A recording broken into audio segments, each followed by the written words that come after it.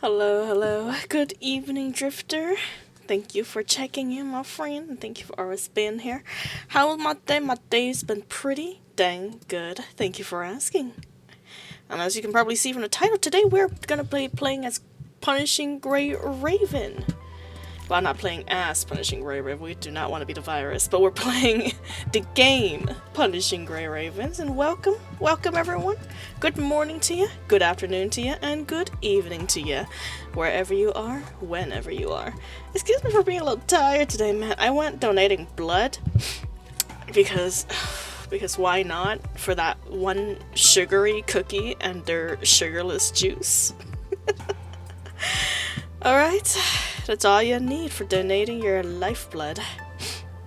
Alright, without further ado, let's get started, because we have a lot to cover. What I mean by a lot, I mean just the extra story of the extra story that we have to get through today. I don't know if we'll have enough time to continue down the lane, because I believe just one of these stories are quite long by itself, so we'll have to see how far we get along after we're done with it. Regardless, I hope you guys sit back and relax and enjoy a thorough storytelling. Let's see. Extra story 1 2. Crushed bones. Covet that which shan't be coveted, and be prepared to go through fire and water.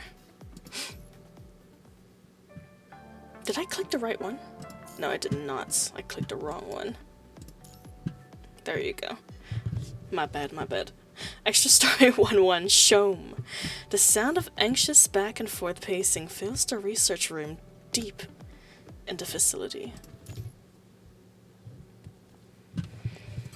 The sound of anxious back and forth pacing fills the research room deep in the facility. It's been too long. It is a dimly lit room, the interior flickered under the weak jaundice of the lighting. To the ascendant Shome, however, brightness this long has since long lost its meaning. In the middle of the research room lies writhing mechanical remains. Some are missing limbs, some have their torsos replaced by monstrous-looking ones, some are left with only their heads. Oil, vital fluid, indistinguishable liquid seep from under their bodies.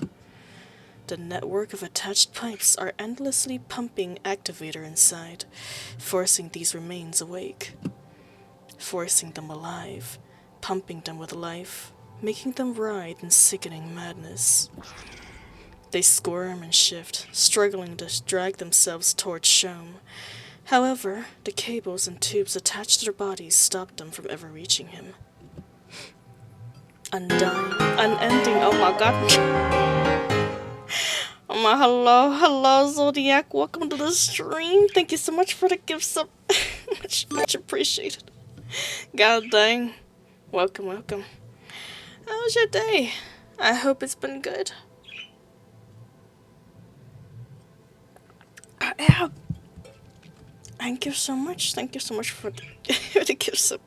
Your generosity is truly no bounds, no matter the day. Oh man. But you know, speaking of which, how are you doing today, Drifter? I hope your day has been going alright as well.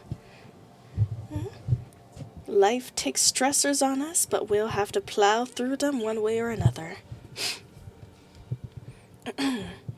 Endless hissing and wrathful thrashes of the corrupted erupt from the back of the research room. The electricity trap on the wall flicker and burn their bodies. Their limbs burn, disintegrate, but regenerate. Bit by bit, they repeat this cycle over and over, all to break through this wall and reach the research room. Why? Because Shome is in the center of the research room, and his hand holds a shot of the punishing virus, flashing with scarlet electricity. Clown streamer, hello, and welcome to the stream. We are, hopefully today we're not gonna shaft. We are here going for a vibe today. We're gonna vibe in this laboratory with the punishing gray ravens. Hello, it's been alright. Slow day at work, not on mine. It's been going 7 days in a row of work. Wow, that is a long time to work, Zodiac. I hope you're giving yourself time to rest up, too. Yeah, hello, Edward. Hello. I just came in and you yawning already, streamer? Yeah, I'm a bit tired today because I donated blood today, so I am now 1 pint less of my original body mass. But other than that, I'm good. I ate some fried chicken because reward from donating blood to myself. And that was my lunch and dinner. EP Berry, as she is containing a little less blood. Yep, some strawberry juice has been squeezed out of me today. Just 1 pint less of this goodness. But mayhaps it will be replenished after a good night's sleep. So today we're going for a vibey field. We're on a vibe with the story. And the vibe will be immaculate. Donated blood, now a part of Coco's wandering somewhere, and hopefully it went to a guy's because, you know, if I can't experience what that's like, at least my blood shall. Oh. Ayo, what? What do you mean, what? Don't you get curious? You never thought what would happen if you were a woman? No spray! Come on! This is a perfectly natural curiosity. So she is shrinking. I might have shrunk a little bit today, yes. Just ever so slightly. Why is the bottle not working? It's weird.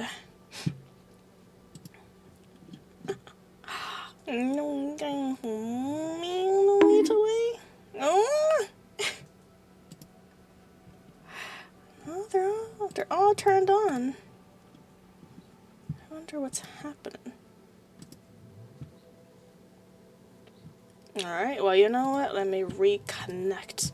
There was some weirdness going on with it today. Reconnect this program. Mix it up. This is not mixing it up today. It's not like she's not even trying to claim Soy Soul stream a title anymore. I am. I am the chill streamer today. If you want to chill, you ought to come with me. Because what we're gonna do is why we can't take her out in public. Well, you don't have a choice because I'm gonna follow you out into public whether or not you want me to.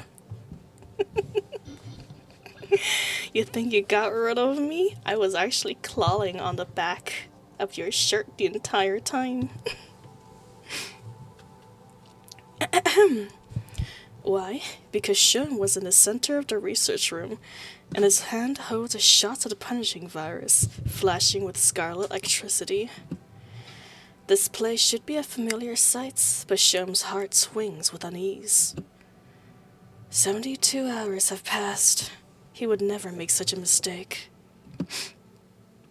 She's getting more unhinged every day. The more tired I am, the less my restraint becomes. And today you shall see me without these shackles of mortality. Am I gonna have to call you the Eichel the second now? Uh-oh. No bunking. No Darl. Yeah. What's going on with the programs today? They're connected, right? Okay, yeah, they're working. Are you guys seeing it on your side? For some reason, I'm not seeing it on my side. Maybe the timing's just off and I keep blinking when the doors are thrown at me or something. Me see it? Okay, good, that's good. There's reasons why I turn up to her streams less these days. Oh, Drifter. Alright, we're chill, my friend. We see them? Okay, good. I'm happy to hear that. Don't worry. Your very mature streamer is here today. You're a very mature streamer. For safety's sake. Shum turns to the console behind him and taps quickly on the screen. Experiment record number 70412. Experimental Ascension Bodies batch 701 70411 failed. The initial AceNet filtering is too much for the current equipment and degree of modification. The impact still can't be alleviated externally. Shom sets the injection aside. Oh, you got lucky that time. Those almonds still have pretty low hit rates. He clears his throat before he continues. As expected. Based on the initial reaction of the subjects, I'm walking on the right path. Given the right environment and some fine tuning and the mod data for the corrupted host, I'll definitely succeed. Alright, this should do it for the final recording. Begin data exports. Exports command received. ID verification, Dr. Shom. Authority level EX plus beginning to export procedure. I think that one missed.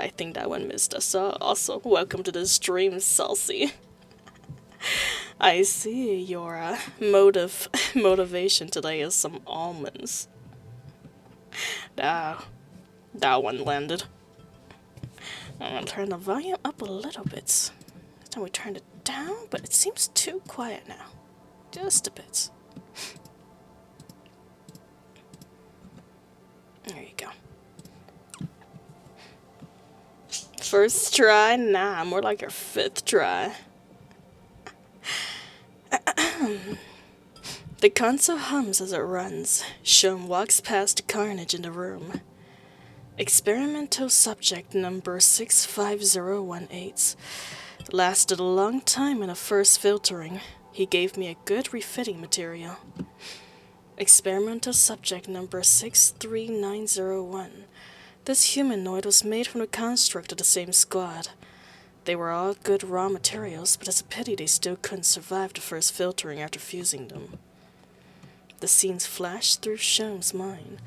Every single experimental subject, taken apart, studied, forced to connect with the Ascension network. To Shom, all the subjects is like his Medal of Honor. Data export complete. Hearing the system beep, Shom returns to the console. He stows the ejected black cube on himself. Mechanical noises ring out from where he stowed the cube. When the noise finally died down, Shom straightens his clothes and moves, checking to see that the cube is not affecting his movements. Even the most wonderful times must come to an end. It's time to say goodbye to this place. At that, Shom enters the terminal command on the console. Several mechanical arms appear on the walls as the command is executed. The arm danced about the room, dismantling all the machinery one by one. Soon, the barely alive mechanical remains became piles of scrap metal. After a burst of buzzes, the console and all its mechanical arms fall silence. Seeing the research room taken by silence, Shom pushes his glasses lightly and leaves. Did I just ping after start? What do you mean? What I ping? How do you ping? The nutting? Are you talking about the nutting? Saucy? What, the almonds? Or what is it? Also, I'm probably going to turn the music volume up. It seems a little low for this as well. The stream ping on Discord? No, I definitely pinged after I started the... no. I definitely pinged before I started the stream is what I meant. I made sure of it. Pinky promise. Shom walks alone on the main path of the research facility. Suddenly, he stops at a T-section. Long time no see, Shom. You actually came over. Didn't you used to look down on my research? Oh, you're the same as ever. The speaker steps out casually from the back right corner. He rests his chain blade to one side, then lazily leans against the wall. Weird it only loaded now. Yeah, Discord can be laggy and slow sometimes. If that's the case, maybe I'll, ping you guys a few minutes before my stream starts then. It might work out a little better.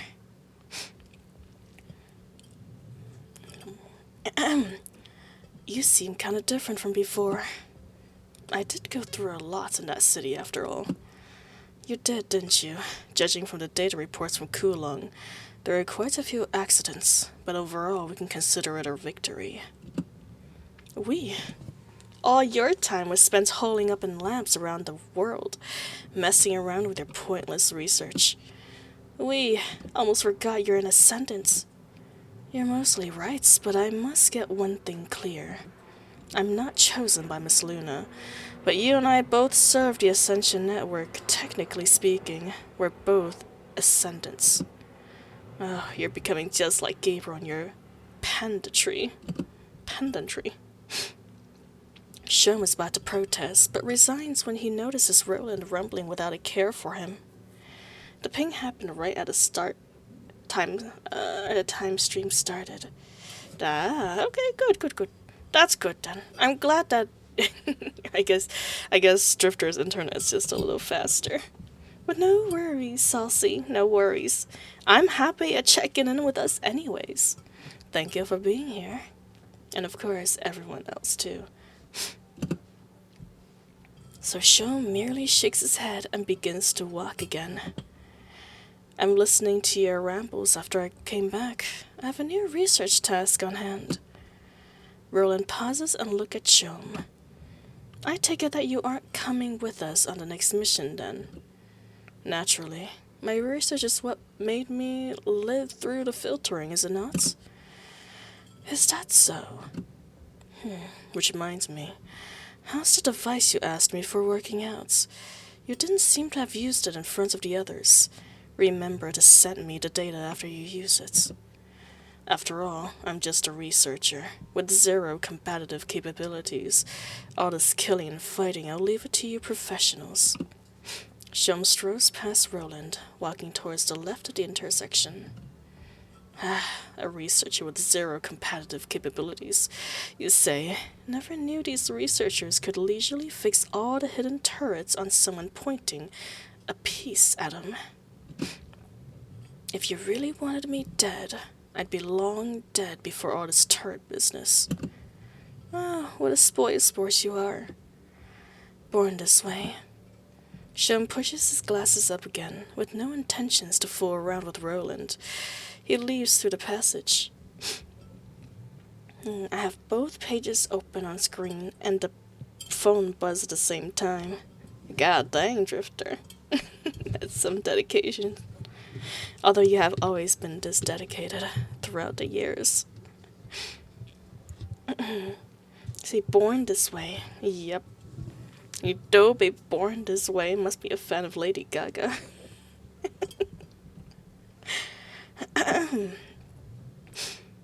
I guess they'll never really break the fourth wall and say they're drawn this way. Have you guys seen Jessica Rabbit before?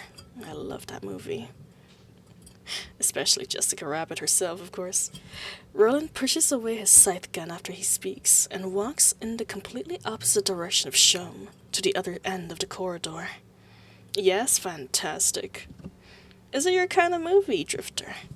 Do you like that kind of lady? Because I certainly do. I love those kind of nightclubs and the way they sing during those bar times. It's too bad the culture isn't really here anymore. Now that you mentioned it, has there any game you played that has broken the fourth wall, for example, Nikkei? Oh, plenty. I am an old school RPG player. Like, I played a lot of fan-made RPGs way back in the day and currently. I also play a lot of games like, I don't know what to say. I guess the short list of it, all the ones I can remember at the top of my head. Oh god, what is it? It's like something in the Deep Blue Sea. And the one that was recently released, which I gave it a look. Undertale, about 10 years ago. I didn't really play the game that a lot of people thought my avatar related to, funny enough. What is it? Auron? I did not play that one. I did enjoy the art style though. It's very nice. See, I played Grimm. I don't know if you guys heard of that one. It's a pretty small game, but it was a very cute, nice RPG about the pair of sibling passing on to the afterlife. The old school lounge room singer type vibe. Oh yes, Omori, yes, that's the game. I've heard a lot about it and I've seen the story, but I didn't check it out. How about something like the more big companies like Snowbrook and Hoyo games? Yep, I play essentially, well, I won't say I play. I've checked out essentially all of Hoyo versus games, but I don't play some of them anymore. Omori is the game your model's related to? Yeah. Yes, a lot of people has mentioned that before in the past when they first seen me. It gives the sketchy kind of feel to it. Looks like the rat's out of the bag. Sorry, looks like the rat came out of its hole. Indeed, but why all this hassle anyways? It'd be easier for me to just off him right now. Then we cannot weed out all of his labs. Fine, I get it. Roland displays his impatience in full, waving his hand to cut Gabriel off. From outside of the facility, Gabriel pulls away the book he was reading and steps into the lights. You know, if you weren't sitting here, I might have already popped a cap in him. You cannot bear the consequences of doing so. Enough of that. What about the others? Alpha has set off, and I'm ready to, too. Well, I guess it's finally time. Roland stretches as he walks past Gabriel, and Gabriel turns to face the research facility, removing his hat and salutes. He returns the hat and catches up to Roland. She has seen me play Snowbreak via Discord stream? Yes, I have. And he, as always, if you guys don't know about Drifter, he is a collector, and almost every single game he's shown me, he has essentially 99.9% of the characters in all of those games. First time I seen your model, I was thinking you're having it because you're playing Omari. Funny enough, I've never played Omari. But I do like the concept. I like the concept a lot. Let's see. Also, the rebuild can't fix the sound bug I had with it streaming on Discord. Nice. Maybe that was the issue then. Well, Drifter, if you're ever in the business of streaming your game again, feel free to call me up. A loud explosion booms from behind, and the research facility collapses in the blast. The heat wave sends the coats of the two fluttering wildly. Now then, let the games begin. Okay, time to turn up the volume because it's way too low.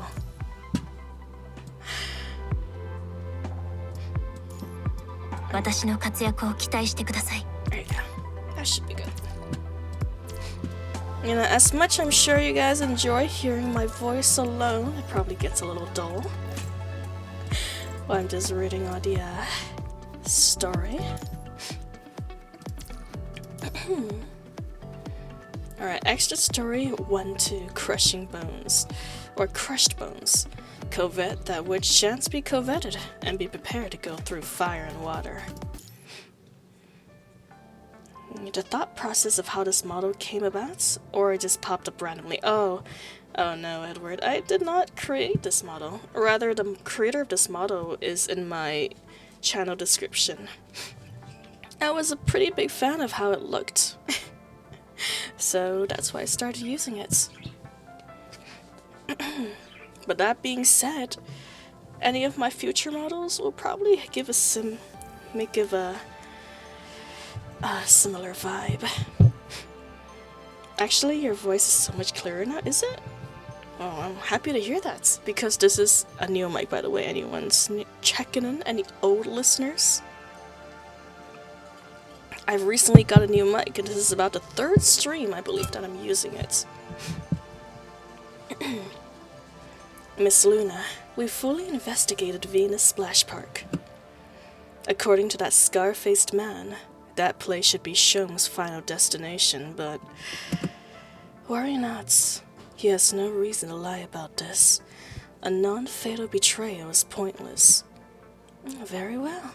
Then we shall begin making preparations. Luna lightly chuckled, interrupting Roland.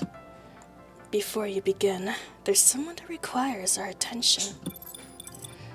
Luna lightly tapped the screen next to her seat several times. A connection was made.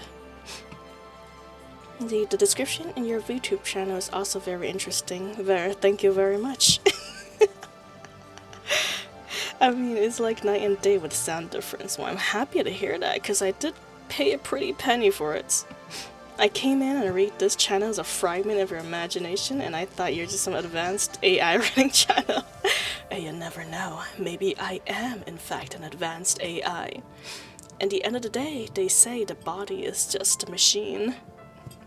See, what's poppin'? Hello, guy. What's poppin'? I'm poppin'. I was over there popping some blood for donation today. I'm 1 pint popped less. Crazy imagination you have, Ed? Oh my. I mean, who knows? Mayhaps eventually, in about a decade or so, I could imagine an AI so advanced that you could hardly tell it from a real person as a streamer. I mean, don't we have a streamer that's AI already that's becoming more unrealistic by the day? Really, the only thing you have to change is give him a more humanoid voice, and it's basically everyone. Just like, sounds like everyone, anybody. Someone stole blood. Well, I didn't steal blood, in fact I gave blood away today. I am 1 pint less blood. I am a little dried up, so I'm drinking more tea. It's pretty penny. Was it on spring sale? It was on spring sale. But it still costs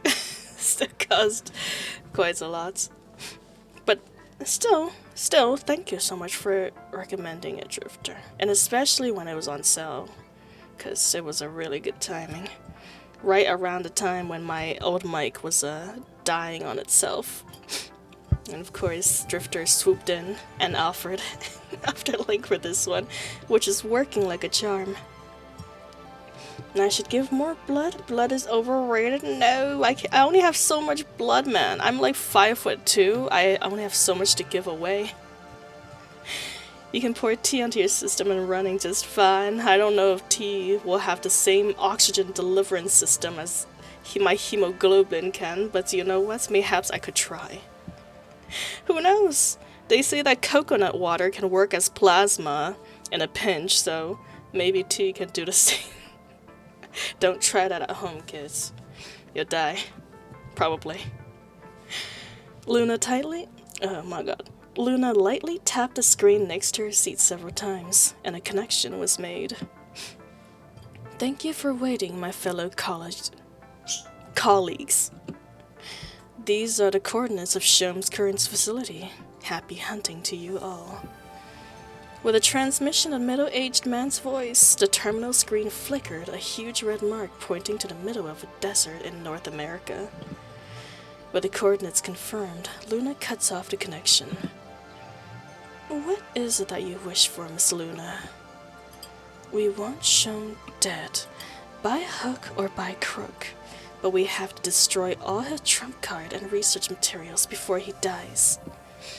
Covet which shan't be coveted, and be prepared to go through fire and water. Listening eagerly, Roland raises his chain blade, and he looks excitedly at his seated Luna. Straw's gonna be built like a raisin soon now.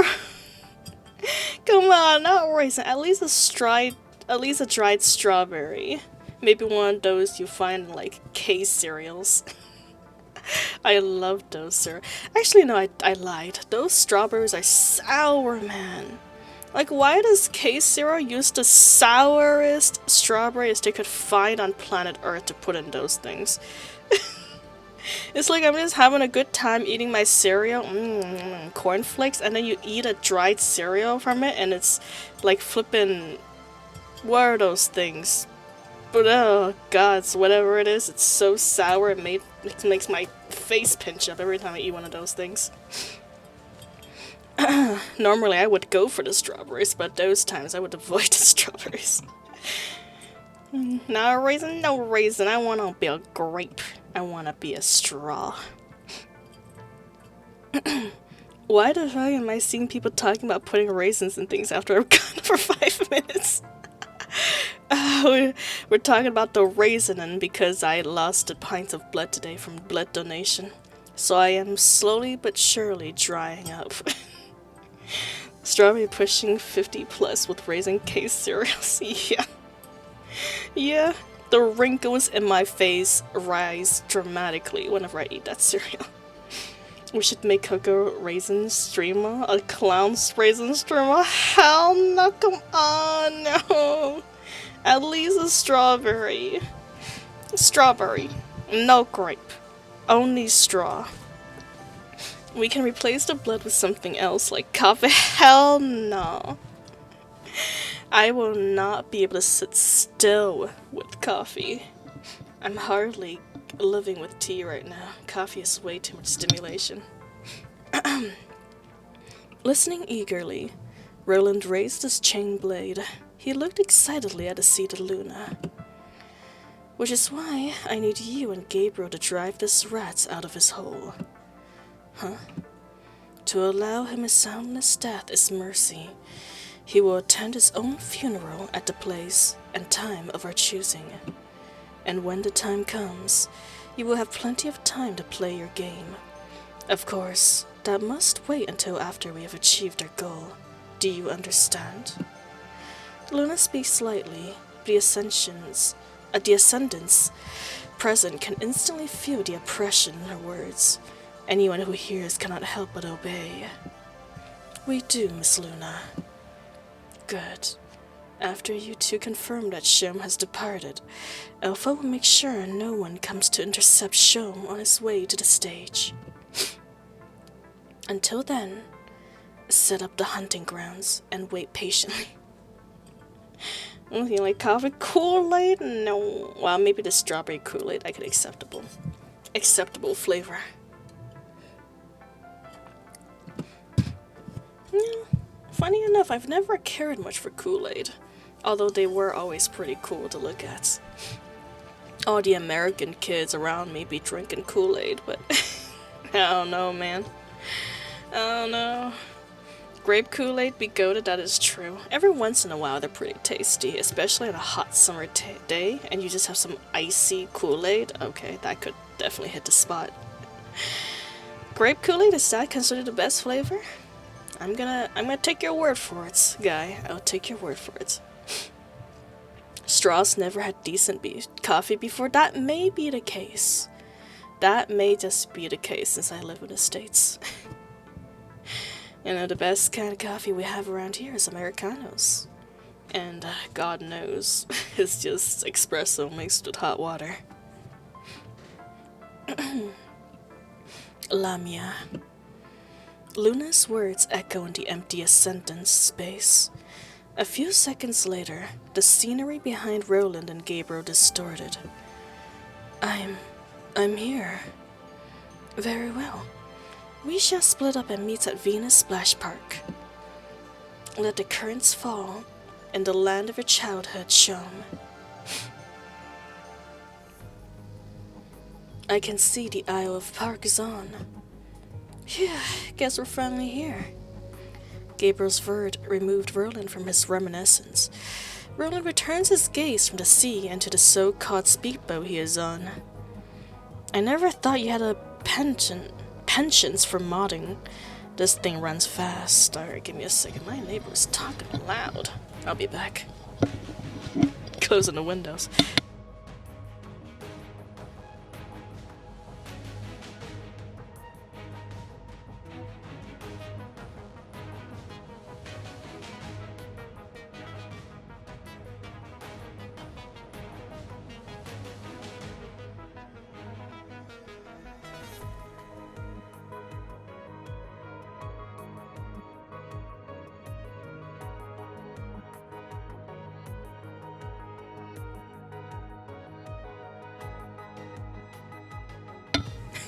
I am back. Don't worry. Have no fear, I am back. I would never leave you. Just a little bit to get some milk, of course. Can't have some strawberry milk without milk. First time I tried Americano, I had instant regrets. Never again. Oh dear, my condolences, Drifter. French vanilla is my favorite. Honestly, if I have to drink coffee, it would have to be hazelnuts, because I do love myself some Nutella. Or maybe a cappuccino, something like that. Although I guess I'm gonna have to try the real stuff if I ever visit Europe. My soul just left my body for a second. Coca love doesn't ever come back. It's okay. It's okay. Come on now, get grounded with your earthly bounds. I am back, for I just had to close the windows. Now I am sealed in. No oxygen shall leave or come into this room. Mocha will be your jam straw? Would it? Is mocha like hot chocolate or chocolate mixed with coffee or something? Because that would be delicious. Hazelnut latte you may like too. Mayhaps. I've honestly not tasted so much coffees like that, but you know what? If I ever get around, I will be sure to try the ones you guys recommend, since you guys are the coffee experts around here, unlike me. I never thought you had a penchant for modding. This thing runs fast, though. The shape's quite questionable. Function over form. This thing can even be used as a model arsenal. Or mobile arsenal. Press this button and it'll run on the current routes and detonate when it hits the targets. Okay, that's more than I need to know. I have no plans on getting on explosive lover's leap with you. The phrase lover's leap is inaccurate, according to the books. Oh, yes, you're just as dull as dishwasher, my man. Enough bantering. Let's go ashore. We still have to set the stage. Oh, yes. Time to set the stage. Good. I left the 3 serums just in case we need them. Looks like we did. Mocha's okay-ish and chocolate coffee is mocha? Oh, I see. I'm gonna have to need some extra chocolate in that mocha then. Because I am quite weak to bitterness, I am shamefully saying. I do not bear well with enduring taste. See, peculated Irish cream coffee you might like to. Ooh, Irish cream is delicious. If that's the case, mayhaps. Is it like the spiked kind of coffee where it has a bit of alcohol in there, Drifter? Or is it another kind of Irish cream that you're talking about? See, because every time I think of Irish cream, I think of like something similar to rum chata. Like it's rum but creamy. But I could be just mixing up my alcohol terms. Irish cream's pretty tasty. It definitely is. It definitely is. Yes, for more chocolate sprinkled on top. That sounds delicious. Does it come with whipped cream then? Mocha with whipped cream? Or is it like foamy? Stra's gonna have to have spiked coffee at 6 in the morning. That sounds like my kind of day, guy. That is my kind of day, my guy. You know it's gonna be a good day with day drinking on the schedule. Wind blows over the vast deserts, sweeping up sand and dust into a storm. In this weather, it is as if the desert is covered by a thick layer of fog. A cacophony of engine noises cut through the mist of the sand and dust. As the noise approaches, a white-haired girl in red bursts out of sandstorm on a black motorcycle, leaping into the air. Then the girl and the motorcycle slams heavily back onto the ground, wheels sending up a shower of sparks due to the emergency braking. Prominent black tire marks trail out behind her. The motorcycle slides to a halt in front of some building ruins.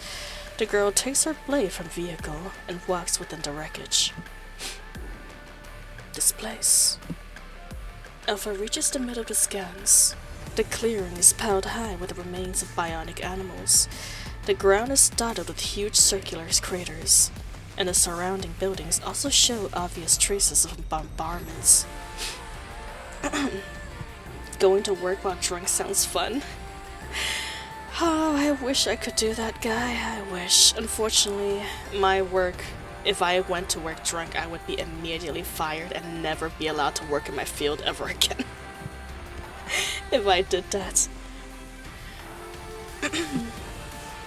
Internal conflict amongst humans. No, they don't have resources to spare. Alpha comes to a relatively intact building and brushes dust off the surface gently. I know, right? I'm quite sad about that too, guy. Under the dust is a line of obscure text, revealed to the lights of day once more. Operation Acadia No. 5, North America Launch Base. If I'm not wrong, something seems to have come to Alpha.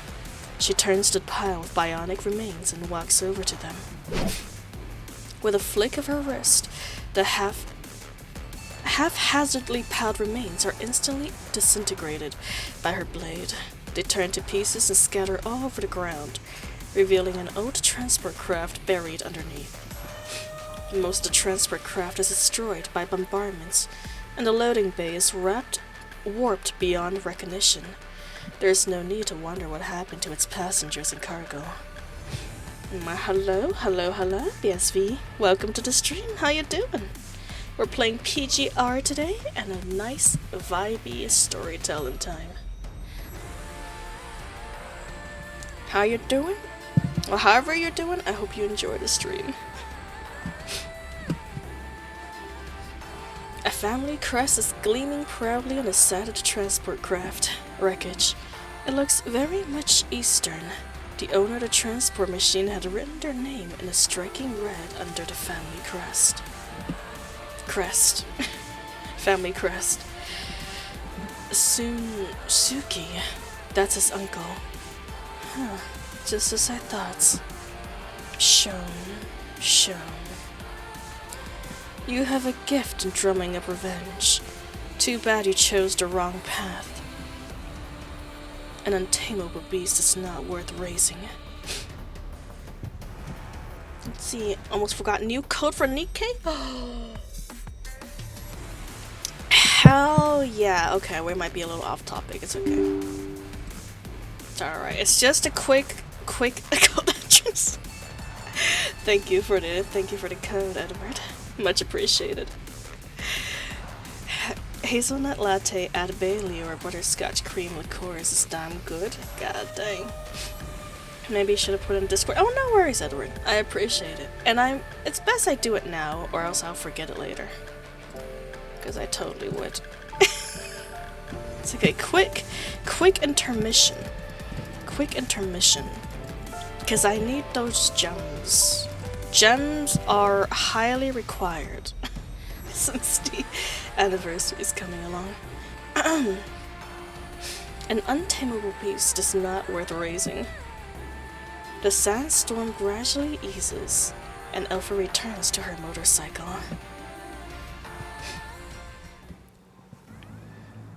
First stops this place, eh, Shum? Must be that control center over there. Alpha leaves the launch base and heads for the control center. Her motorcycle eventually draws to a halt before a relatively intact building in the desert. Tracks that are bright as day, huh? Looks like that Scarface didn't teach him the tricks of the trade. After parking her motorcycle, Alpha strolls forth to the main door of the building. She is about to enter, but suddenly pauses. Stra, you know you can redeem codes via blah blah. You can? Wait, hold on.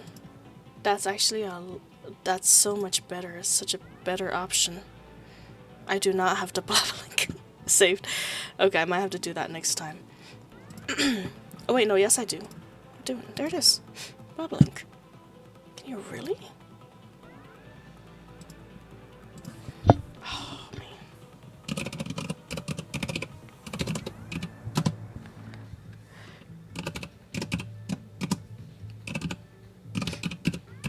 That's the case. It'd be good to. Oops.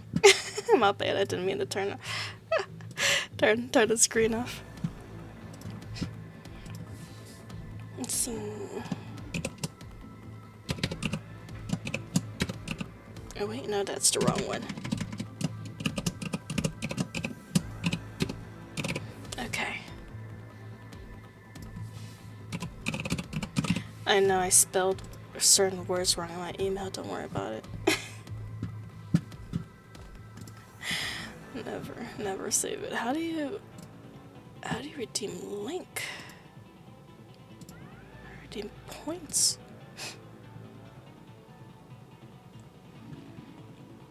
See, blah blah looks so much better. It does. Well, if that's the case, we can just close. Just close Nikkei for now. It says CDK on the homepage. Oh my god, it does. It was right in my face. Thank you so much. For your supports. Oh man. Well, speaking of supports, thank you guys for your supports. Much appreciated.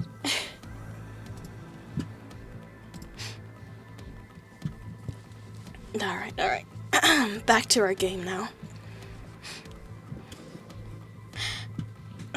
After parking her motorcycle, Alpha strolls forward to the main door of the building. She is about to enter, but suddenly pauses. See, homepage option says right there. I know. Yeah, reading would have probably helped me in this case.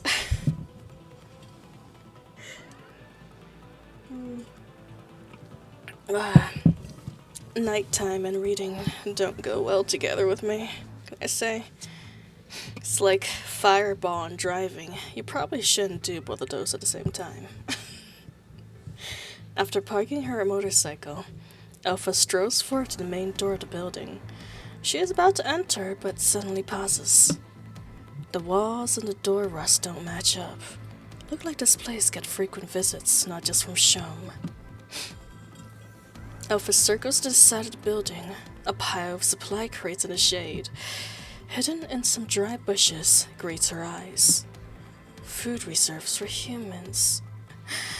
And his little toy. Alpha sneers and hovers her blade before her. Through the reflection on her blade, a thin, nearly transparent line can be seen hanging in the air. Old military trip mines. Looks like this place has been run over by parasites. Footsteps tip-tap from across the door. One swift motion, Alpha stabs her blade into the wall, smoothly vaults over the roof of the building. How's the situation in there? The Ascendant who barged in is under control. Why would an Ascendant popped up in this place? I don't know. Beats me. They're still interrogating the guy. Mr. Watanabe told us to issue a rally order to nearby bases first, just in case. Alright, then I'll go check the situation inside. The remaining members of Squadron 2441 are also on their way here. Got it. Oh yeah, did you ride the bike here, pal? Bike? What bike? As the two Forsaken begins to wonder about a motorcycle in front of the doors, Alpha leaps down from the roof and swiftly knocks the two out with the hilts of her blade. How merciful. You know what? It's really nice to hear that Alpha doesn't actually kill unnecessarily. That was kind of the impression she gave when we first met her.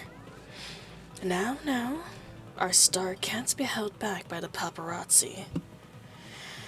Alpha sheaths her blade and walks inside the control room. Control center. Same difference. Countless Forsaken members stream in, to and fro inside the building. Alpha is lurking in the shadows, observing the situation in the main control room. In this dimly lit room, Watanabe is pressing a dagger firmly to Shome's neck. Several soldiers are by Watanabe's side. The equipments they carry and the war-worn armor they wore are evidence of their status. Oh god, what in the world is that word? Bexonidades.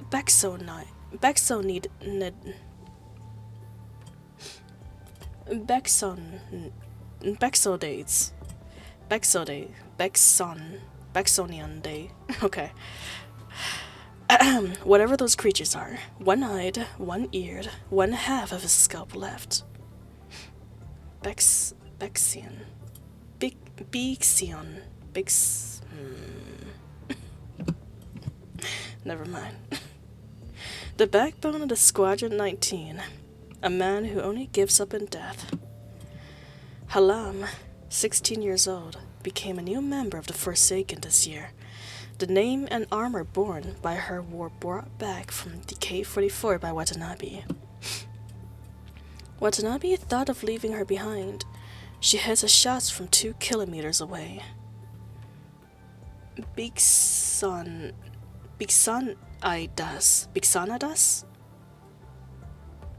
Okay. Thank you, Drifter. Much appreciated. Bixanadas. Man, even when you split up, it is definitely a tongue teaser.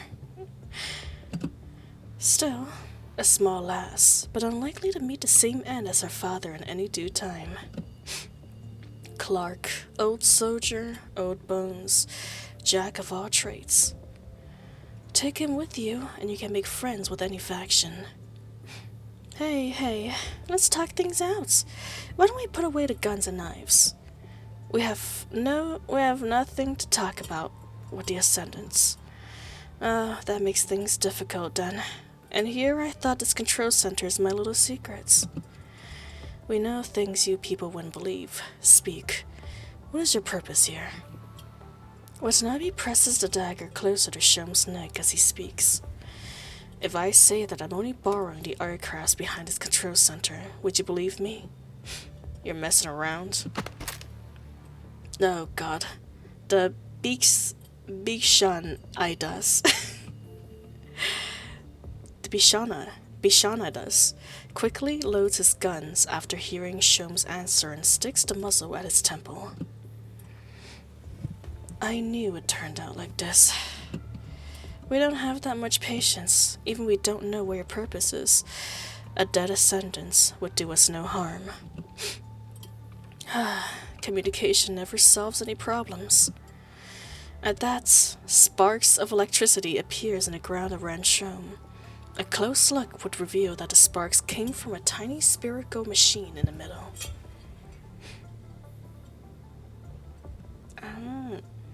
Bexwanidas.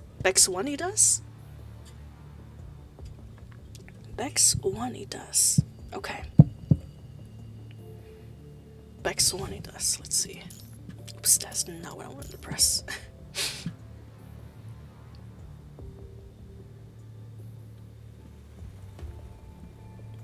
Bexwanidas.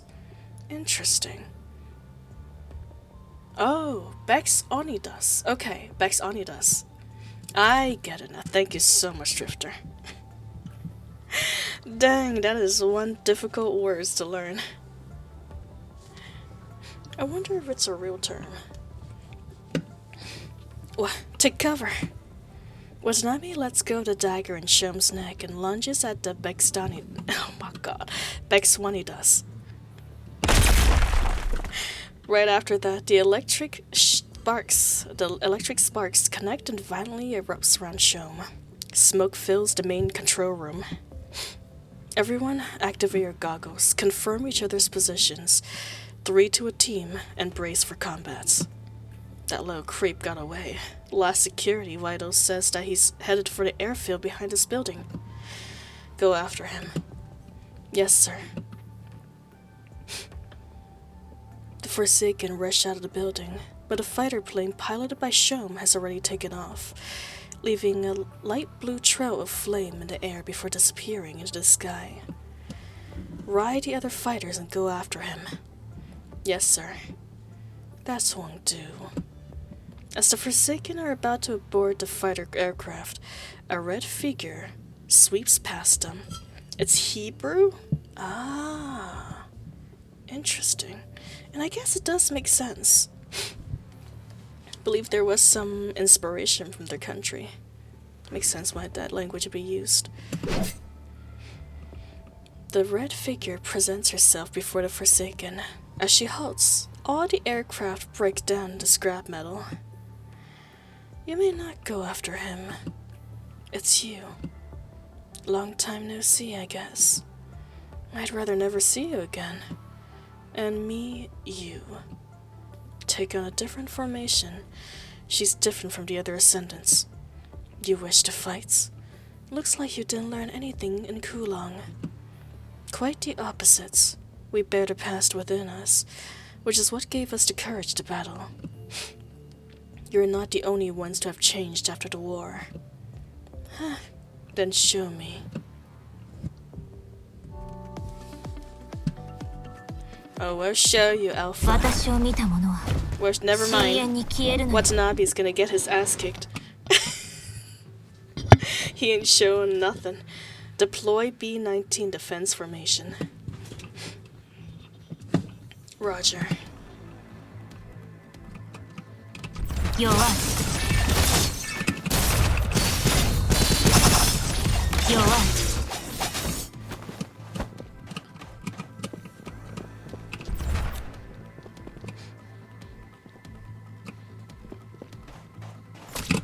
Oh, come on. No. You got a lucky strike. What now? That's a lucky strike. Why are you combo? How dare you? Okay. Let's calm down. Since when did you learn how to fight like that?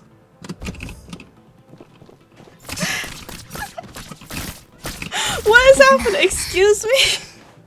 Am I pressing the wrong buttons here?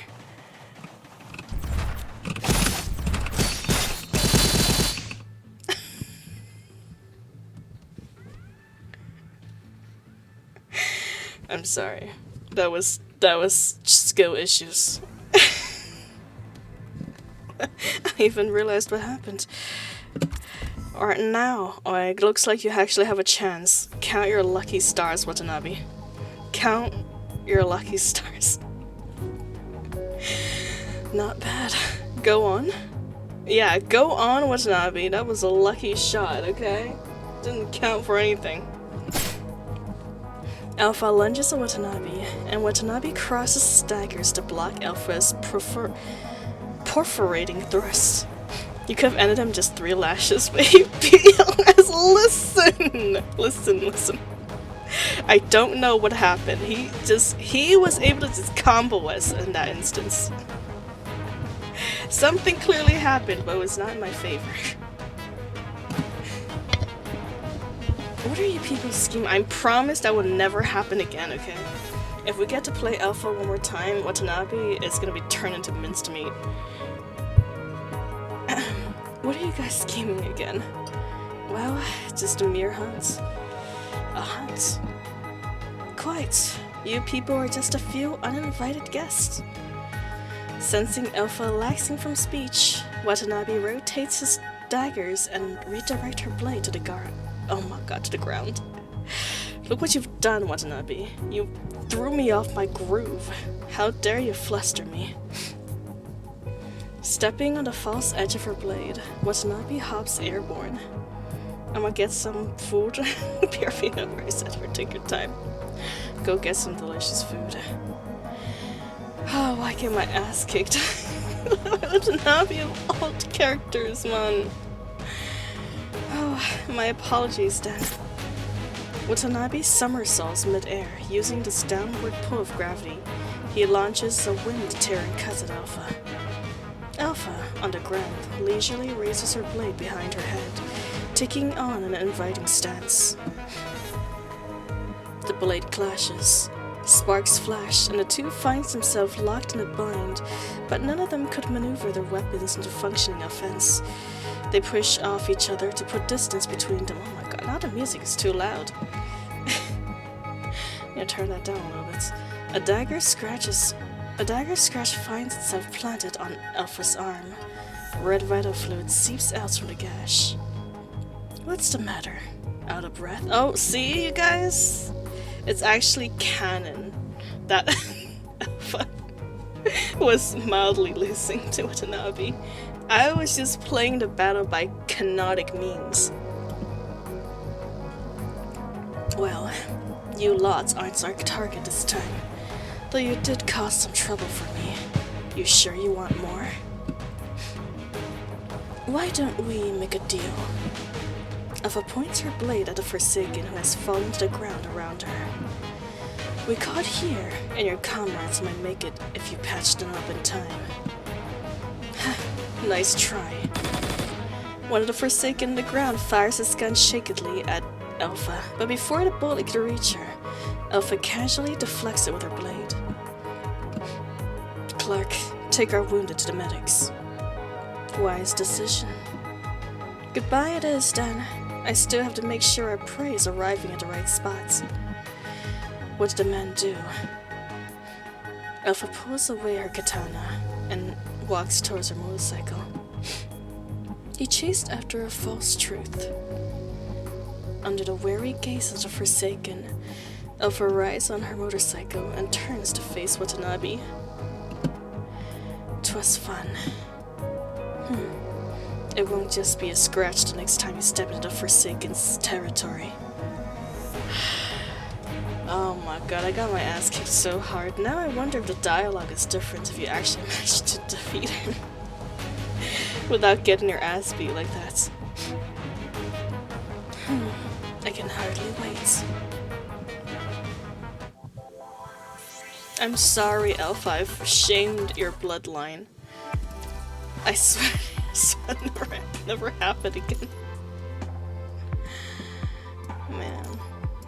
私の活躍を期待してください。I promise I'm not that bad at fighting normally.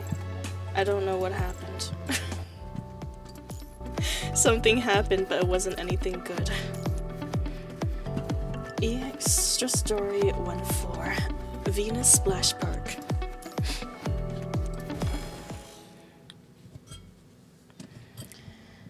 So, this is Shim's destination. Indeed, the private water park that Shim's grandfather built for him. Venus Splash Park. My student has been slacking. My apologies, Sensei. I'm sorry, Senpai. The students of yours have indeed been a little bit of a slacker on PGR in recent days, but I promise these skills will be sharpened the next time you see me. Razor sharp. Roland is standing beside Gabriel and looking around. The park facilities are old, but not dilapidated. Some surface-type robots are aimlessly wandering around, giving the place an even lonelier air.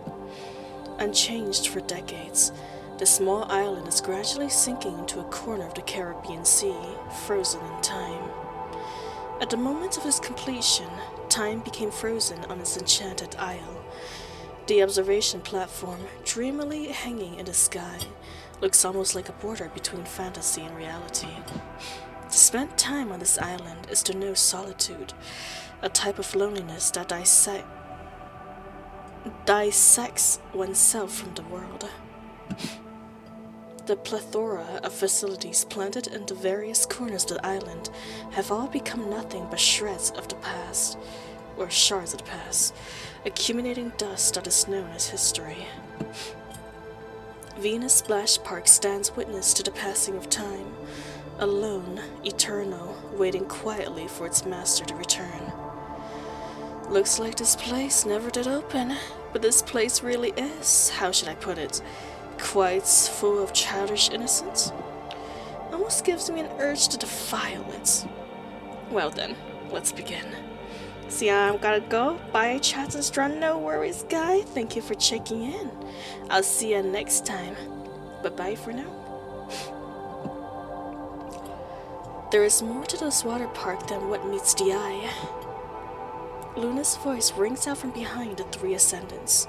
The three salutes upon seeing her, to which she dismisses briefly and begins assigning their missions. Gabriel. Yes. You will handle the energy center that is supporting the operation of the theme park. It's likely that Shom's purpose in coming here is hidden there. Yes. Roland, I leave setting traps in the theme park to you. No worries, I'll make sure this game goes smoothly. After giving Gabriel and Roland instructions, Luna tilts her head at a huge observation platform in the sky. Lamia, can I leave the air to you? I'll try my best, Miss Luna. Good. Our operation this time will definitely alert the surrounding factions, but they must not impede our plans. This is the Show's final resting place, where he will wake from his dream. Let his damnation and this places be a wake-up call for those who do not comply. Quite the harsh punishments, Luna. After assigning the Ascendants their missions, Luna heads into the depths of the theme park. Getting shown to play out his hand here, plucking it out one by one. Miss Luna sure is a mean one. Yeah. Alright. I think I saw an elevator there that leads to the observation platform. Don't forget the mission. Yeah, I can control the flow of the surrounding virus when I'm up there. Sorry, that was not the right tone for you. Then I should take my leave. I just finished scanning the energy center below. It's larger than I expected. But, well, it's not like any trouble for you. True, we can easily modify a machine facility on the scale thanks to what we found in Kulong. Turning it into a dead zone, as the humans call it, would only require half an hour. Actually, on my way here, I've already raised the viral density around the island as well. It won't be long for the corrupted to race out of the sea and attack the shores. Not bad, girl. 'Tis more meaningful than twiddling our thumbs. Hey, was that meant to be a slight? I'll have you know I've been seriously reminiscing on how to prepare the stage. Or something like that. I'll leave the service to you then. Got it. Go! Go! Down you go. Gabriel turns and marches towards the underground energy center. Roland waves his hand impatiently and strolls inside the theme park.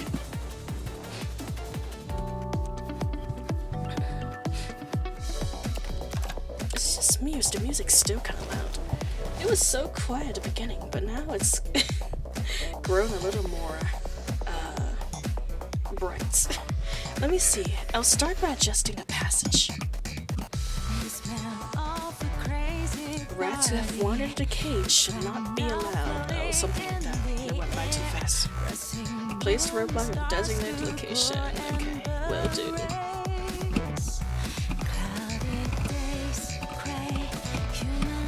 Lock their entrance. No fun allowed here. The entrance here. Wow, great job, Roland. That's gonna stop everyone. The most secure barrier an Ascendants can build.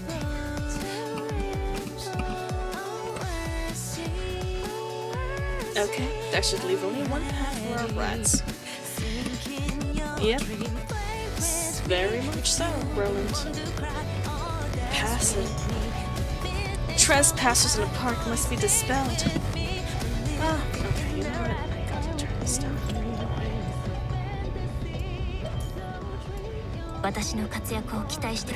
Oh, that's not what I want to do. Oh, I almost forgot about you, little guys.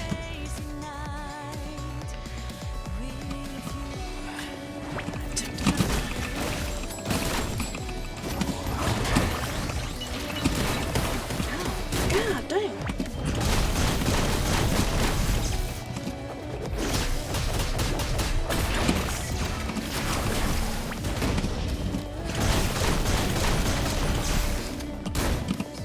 Nice.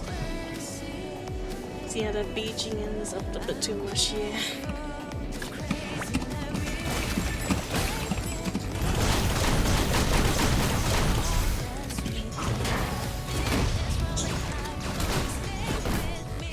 Come accept my modification. The modification. Death. Death and despair.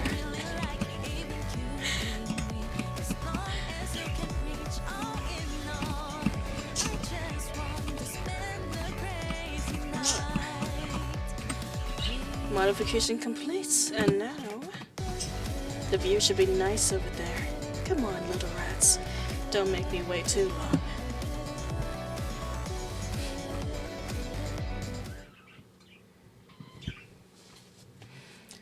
Luna is sitting on a bench in a plaza. In the center of the plaza is a huge shark. Oh my god. In the center of the plaza is a huge shark statue. Under the shark statue is an Eastern-looking family crest with a name inscribed in gold. Sharkspear. Luna is absent-minded. Oh my. You're distracting me, bird. Shh. Shh. You guys are distracting me. I blame you for my mispronunciations. Luna is absent-mindedly glancing at the poster next to the bench. It shows a comical image of Sharkspear holding its arms over its head and running away. This shark mascot can be seen everywhere in the water park, from building decorations to souvenirs.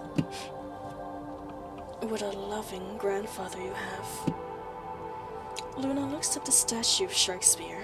It is playing children's songs on a loop. Let's play. Sharkspear loves Gingerbread Man. With Sharkspear singing flowing past her ears, Luna arrives before the statue. She touches it gently with one hand, and a Sanjin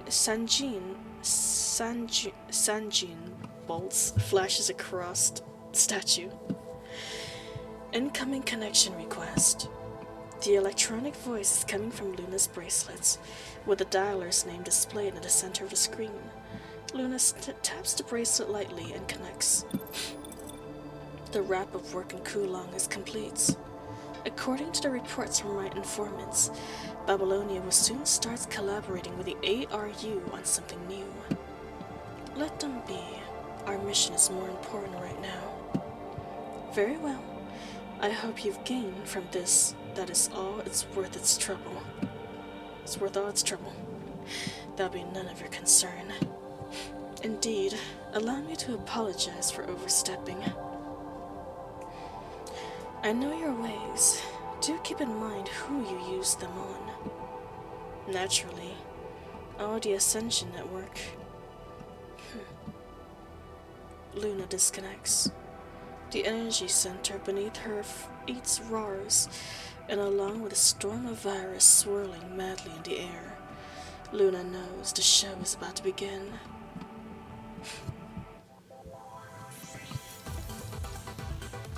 Yes, indeed. The game starts. Roland is lying leisurely in a Ferris wheel, juggling his chain blade out of boredom. Suddenly, he pauses. He stands and straightens himself, looking at the sky. This gray birdlings really took the blades. And on the other end, Shom exits the aircraft and the planes, the beach. He heads in the direction of the theme park. Roland, at advantage points, takes it all under his eye. He stretches lazily, and then casually leaves the Ferris wheel and heads into Shom's direction. Finally, our main dish. After Roland and Camus fights, let's see how long you can keep barking like that. Roland turns away from the incapacitated Camus and exits, leaving only Camus, now leaning on his greatsword, barely staying on his feet. Oh, right, here, have a parting gift.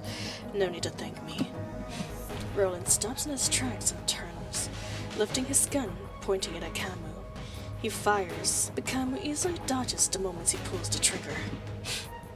But his shot was not meant to maim. Instead, a robust-looking chain trails from the bullets and eats into the wall of the theme park behind Camus. Bye-bye, bothersome boyos. Roland tugs on a chain rope and it retracts, bringing him out of Camus' attacking distance. Roland presses a remote on his arm in midair. Violent explosions flare up all over the park. Phew. After releasing the chain rope, Roland lands inside the theme park. The usual smirk is nowhere to be found on Roland's face. Anger, barely surpassed, is causing his body to tremble. The rest is in your hands, big guy.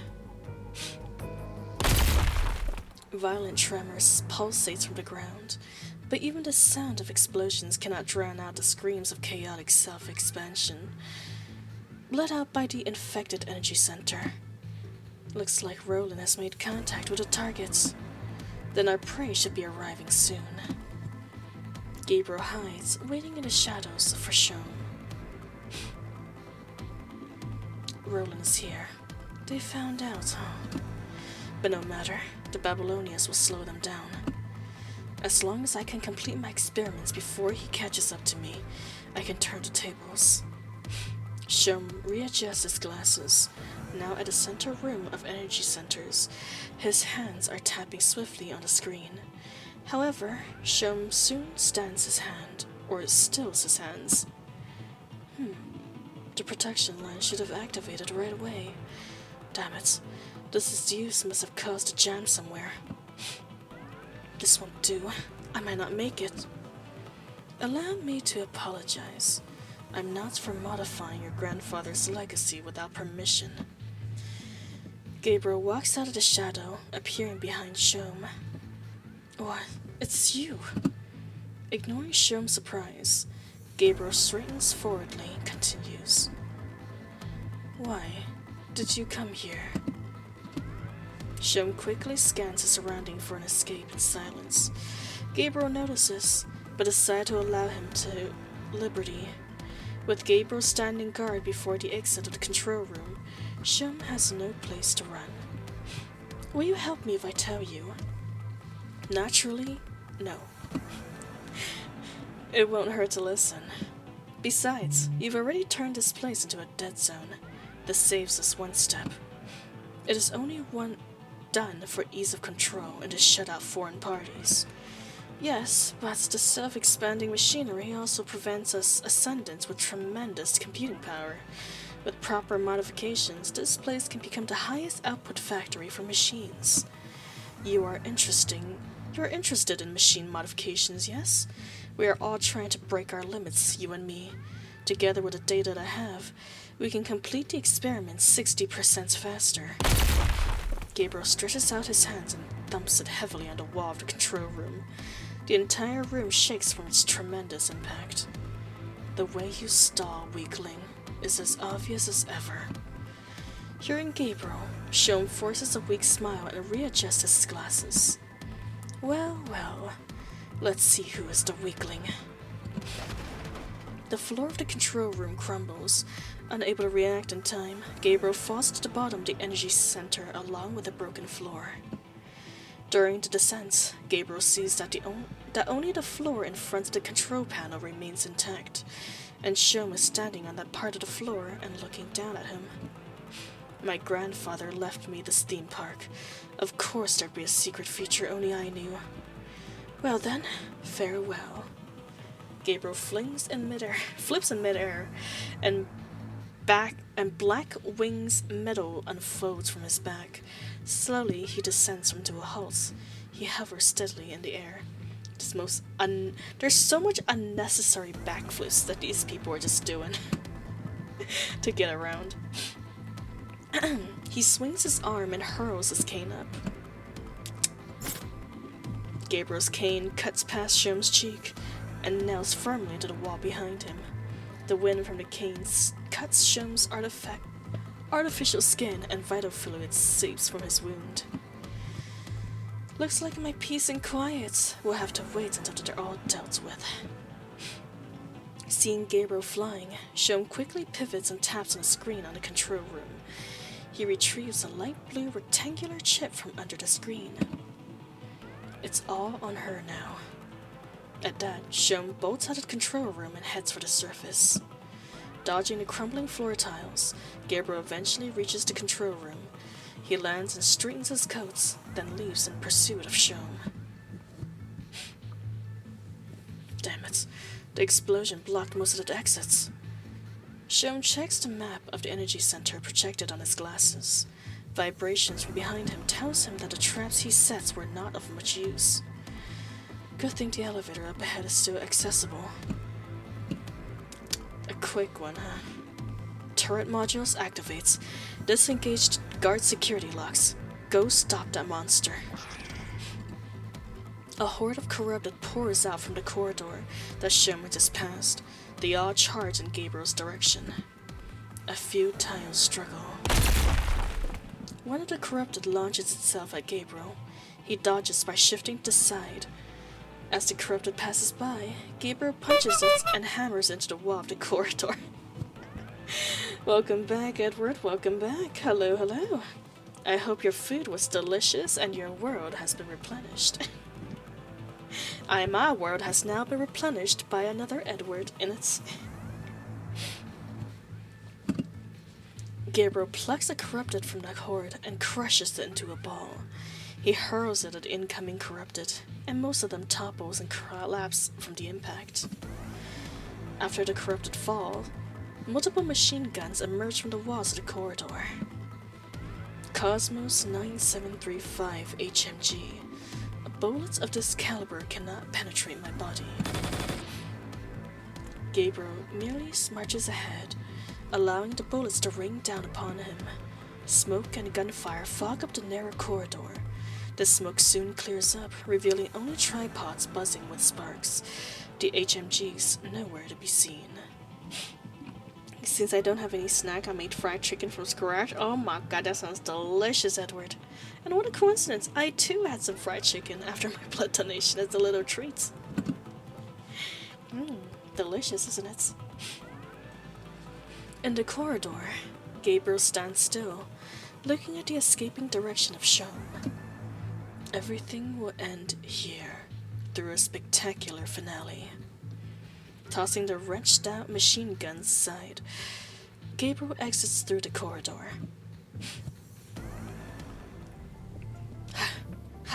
Says Shum. Shum stumbles out of the elevator, quickly taps the control panel of the elevator. Elevator lockdown procedure activating. Lockdown completes. Confirming that the elevator is disabled, Shum turns and leans on the control panel, slowly crumbling to the floor. Now all we need is Drifter to have some fried chicken as well. Yeah. You know, maybe fried chicken will cheer you up somewhat, Drifter. What do you think? Actually, do you have fried chicken near you? I know you have a lot of restaurants near you, but I'm not sure if fried chicken is one of them. Or if anyone else is in the mood for fried chicken. It's always nice to have it. Just don't overindulge now, but every once in a while, it's a nice little treat. Looking around the plaza, everything here is just like the blueprints his grandfather has shown him. The central statue of Shakespeare is playing a preset children's song on loop. Homemade is better. Homemade can be delicious, but evidently I cannot make fried chicken as good as my local place that I have near me. Let's play. Shakespeare loves gingerbread man. After a few deep breaths, Shom finally calmed down. He stands and walks towards the giant statue in the center. Looks like I made it. Next, I just have to activate the statue to buy me more time to escape. Going somewhere? An imposing female voice ringing out from behind the statue. It's a familiar voice, one that Shom fears greatly. Small beads of sweat seep out from his synth skin. Fear instinctually dominates his body. Without a second thought, Shom turns and bolts. Homemade is better and it takes very little time to make. Wow, very impressive cooking skills, Edward. Anytime I make anything fried, it takes me a bit of time. Maybe it's just me, though. Against Roland and Gabriel, Shum would still dare to dream of reverse against all hope. But with Luna, only one thought occupies his mind. Run. Why aren't you answering Miss Luna's question? Gabriel somehow was already standing in the way of Shum's escape routes. Before he could even react, Gabriel takes a step forward and launches a blow at his abdomen. Shum falls to his knee from the blow. Footsteps approach him from behind, and he knows everything is over.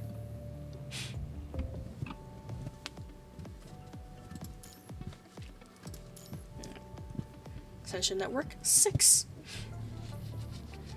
In appreciation, or perhaps out of mere amusement, Luna stretches out a hand and gently pats Lamia's face. Miss Luna. Good work. You did well. Step back and wait for everything to end. It's your turn. No more cards in your hand. Ugh. Now that you have me, all my cards are useless anyways. You should have seen this day coming. Indeed, I have. But this is all worth it, to reach the truth that you hid. Hearing Shom, Luna frowns slightly. Gabriel walks expressionlessly to Shom and lifts his head with one hand, then slams him heavily into the ground. The ground cracks from the great impact. Shom's frame is clearly not built to withstand such a blow. The erratic spark speaks volumes of its coming end. You lack not only self-awareness, but also fear and awe of the unknown. Luna raises her arm. Sanjean flashes skirts from her fingers to Shom's frame. He falls, convulsing violently on the ground. Though Shom's frame is crippled by Gabriel, he is forcefully held awake by Luna. I still remember. When I was young, my grandfather planted a cherry tree in the family courtyard for me. Everyone in my family praised its beauty. What are you getting at? Shom hangs his head, gasping and struggling to squeeze words out of his mouth, ignoring Gabriel's question. He continues. But I've never found it beautiful. All that time I only had one thing in my mind. I wanted to destroy it. I wanted to see the blossoms fall, pour over the courtyard, or even me, myself scattered into pieces. Whatever the outcome, that would be my choice. What I did is just the price to discover the truth. Oh? And what have you discovered? The essence of the Ascension Network. It's essentially a communication protocol. Power is granted through reports, but the access requirements are strict. Those who connect to it live through the constant filtering becomes ascendants. Ascendants can will the power of AceNet's brought, but they also endlessly tormented by it, fail to endure the filtering, and they become reduced to a mindless corrupted. We all know this already. Is this the extent of your research? Then do you know that not all ascendants are filtered out by the AceNets, or by you? Lullaby. Indeed. That experiments birthed the first artificial ascendants, the one that lived through the initial filtering and accessed by Ascension Network. Though the continuous filtering on the AceNet afterwards dulled its strength, causing a gap between him and the other, more natural ascendants. But he is still a true ascendant. The ascendant, Shom. But that experiment, if I recall. Gabriel whispers in Luna's ears. Luna nods, and Gabriel knows not to pry further. He removes his hat and holds it across his chest, and straightens up to observe the Shom before him. I've worked long and hard, and now I finally am about to reproduce the experiments. Using this new configuration combined with a spark, more ascendants can be created, and they can all survive that accursed initial filtering with my help. You understand what Ascendant's horde entails, don't you, Luna? Shom's face also slowly twisted into a smile as he speaks. Immersed in his speech, he does not realize the darkening of Luna's expression. The transformation of quantity into quality, simple dialectical materialism, the mass production ascendants will become the most powerful force on Earth. They will wipe out all that stands in their way. Which is why we should work together, yes? We can work together. How about it? Enough. Shom stretches out his hand in invitation, but Luna cuts him off midway. How foolish you are. The truth you've been after never existed in the first place. Impossible. I know I've received a gift of the network. Unlike those transcendents who have the power but do not wield it. Should really get your voice to read some bedtime story. It's so soothing. Thank you so much, Edward. Much appreciated. I'm always happy to hear that. Pathetic. Luna walks up to Shom and presses her hand against his forehead. Shom's expressions change from fear to excitement, then to confusion, fading into disbelief in the end. As is dumbfounded, he gawks at Luna. Do you see now what that person did to you? That time. So that's what happened. I see. Then it all makes sense now. Everything has been a foolish dream of yours. Your experiments were castles in the sky. You've been pouring yourself into the abyss. Have you ever considered that you lived through the initial filtering, all because of this morbid obsession of yours? Luna removes her hand from Shom's head and gives him a disdainful look. Oh, thank you for the break. Big stretch. Crack my back. Oh, time to get watered.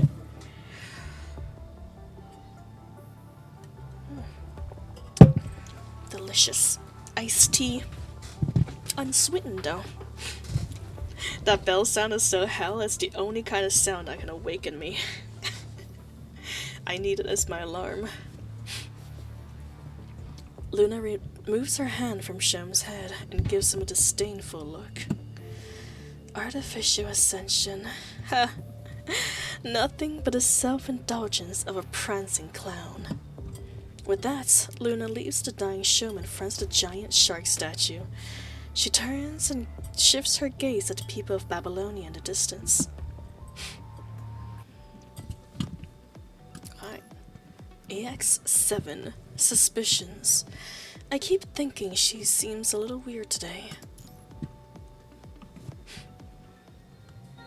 Luna is standing alone in the entrance to Venus Splash Park. Looking at the beach gradually, she opens her mouth. What is it? As if on cue, Roland hops down from a nearby building. His once damaged frame seems to have been perfunctorily repaired. Should we deal with the Babylonians next? I'm always ready. Unnecessary. We have achieved our purpose. Babylonia playing sleuth here is just helping us clean up. They provide a good laugh, so let them be. Let them amuse us. Very well. While the two are talking, Alpha connects in. I'm almost there. Later than expected, Roland can see Alpha frowning slightly through the holographic screen. Just ran into some trouble on the way over. No matter. I'll wait for you on the beach. Sure. Luna disconnects and turns back to look at Roland. Roland is almost finished on his end. Go meet him. Roger. Wait, no. That's what? Gabriel is almost finished on his end. Go meet him. Gabriel. With that, Luna leaves. Heading to her agreed location with Alpha, Roland, for some reason, is standing still. Miss Luna's expression. Is it just me? She's been acting quite strange today. That was a short one. Alright, EX08, a trivial moment. Surely not as trivial as the last one. How did it end? The way it should. The betrayer became betrayed, dying in a dream that is his childhood.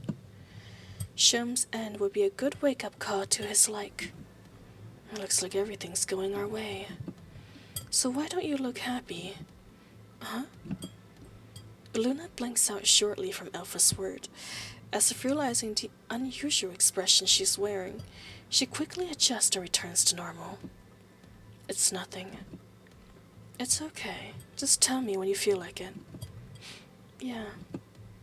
Anyways, now that it's over, what's next? At Alpha's question, Luna lowers her head in thoughts. Alpha stands by in her waits, glancing at the surrounding scenery. The sea breeze blowing the scent of summer, rustling the coconut trees on the beach. If the next step is not decided yet, why not relax a little here? Yay! 1,000,000 times yays! Lumia suddenly emerges from the sea, clapping her hands excitedly. She claps scats a few times before freezing when she realizes Alpha's blade is on her neck. Wasn't asking you. And I've been warned, and I've warned you. Don't go invisible around me. Read the room before you pop up. Sorry, I'll be more careful next time. I've heard that more than enough. Looks like you need a few broken legs to remember. Lamia struggles desperately, even stealing glances at Luna in plea to help. Seeing the two, a light chirp escapes Luna's lips. Luna and oh, no, wrong names. Alpha and Lamia pause at Luna's laugh. Luna shakes her head and speaks. If you say so, sis, then let's take a break. We'll rest all we can before the Babylonia reinforcements arrive. The summer heat did not falter even at nights. The night breeze, brought over by the sea, is a wave of turgid humidity. Turgid? Unpleasant though it may be, it does nothing to damper the enthusiasm of those at the beach. The crowd from Babylonia is holding a grand celebration on the beach. In contrast, the walkway is cold and empty. Footfalls pitter-patter from one end of the walkway, infusing this desolated streets with a hint of liveliness. Finally, I get to relax a little. Finally, I don't see any difference from your usual self. At least there's no mission or work stuff. Mentally, I get to relax. But there'll be work after this break. No. Cruel world. Despair. Is your emotional module working fine? Lamia's stats are normal. Why can't we be like the person in the poster over there? Relaxing on the beach in our swimsuits with snacks in our hands? Let me see. Oh, hello, Jacob. Hello, how's the only furry VTubers I watch too? Hey, I'm not considered a furry. I'm mostly human, I swear. How are you doing? I'm doing good. Thank you for asking. Although I am one less pint of blood today, and that's about the only exciting event that happened. How was your day, Jacob? Why can't we be like those people over there in the posters? Relaxing on a beach in our swimsuits with snacks in our hands? Doing nothing? Thinking about nothing? No despair? No nothing? Why are you staring at us? Lamia goes from gabbling to silence, staring at Luna and Alpha. I'm imagining you two on the beach in swimsuits. The thought itself scares me, so I'm gonna forget it. Come to think of it, even swimsuits are meaningless for us. I mean, I guess swimsuits are only destined for cute little humans. Should we set off some fireworks? I mean, there's no points, but yes. Alpha interrupts the Lamia radiating with negativity by thrusting her a bundle of fireworks she found somewhere. Lamia receives the fireworks, raising them like a flag as she slithers towards the beach. 10% human, 45% sausage, and 45% clown. Come on, I'm at least 1% strawberry. I'm 99% strawberry and 0.1% sausage, thank you very much. Did you get attacked by a vampire? No, I went donating blood. I went to donate my blood, so I'm now 1 pint left. Let's go have a look at that store over there then. Did you... oh, God. Did you see something you want? Yeah. Alpha nods and brings Luna to one of the stores along the pedestrian walkway. And inside the store is a practical Sharksphere paradise. Sharksphere plushies, Sharksphere ads, and more. A big sign hanging in front of the store counter reads opening sales 70% off. Maybe 5% raisin, 0% strawberry. Hell no, I deny that accusation. That's false, actually. Especially since I ate strawberries today. Thank you very much. I am most definitely made partly of strawberries. Especially today of all days. It looks like a place that sells shark souvenirs. Not just sharks. Look at this. As Alpha speaks, she flitches out a mini frog plushie from behind a pile of Sharksphere plushies and hands it to Luna. Why is this everywhere? Not a bad thing, though.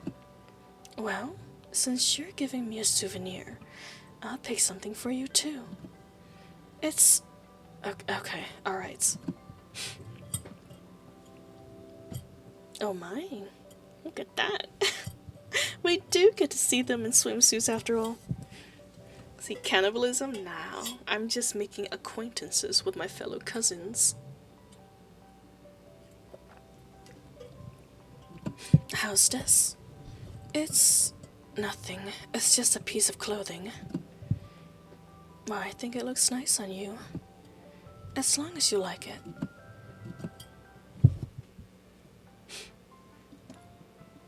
Oh my. Oh, this is one of her skins. She looks quite good in it. Sis, if we can return to being constructs, what would you do? Same thing right now. Whatever happens, I'll still be by your side. That's all. Oh, I love that she have a tan line on her outfit. That's great. Very realistic. Besides, there's no what-ifs in this world.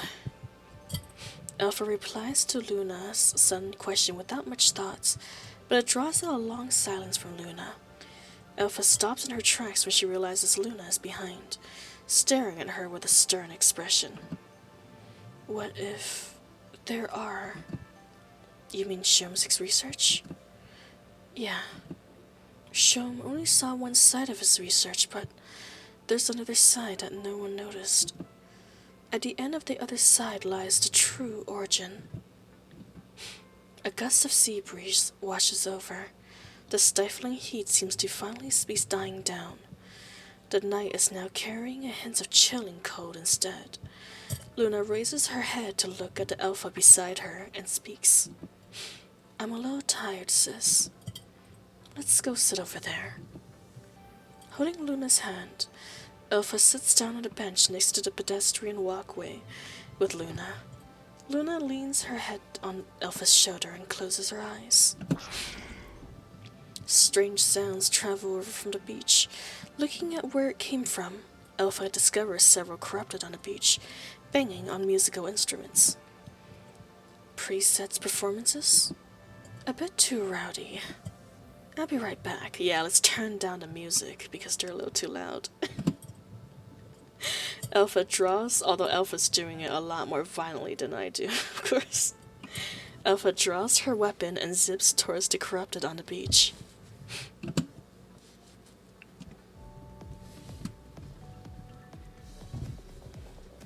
I should have let Lamia take this pestilence horde. I'll get rid of them in return. This is where the sound came from. The show is about to begin. Get ready to pay. It's you, robots. Well then. Something.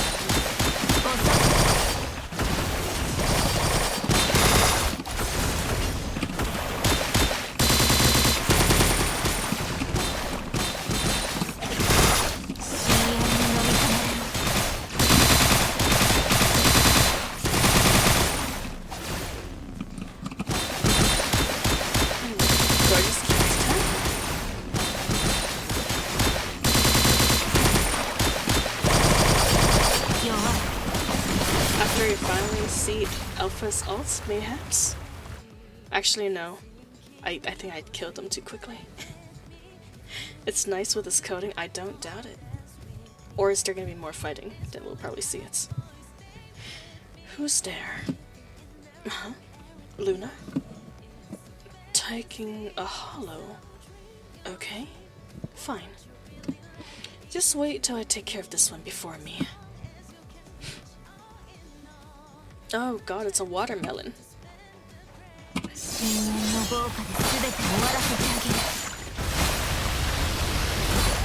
Oh, that tsunami is nice. That is really nice.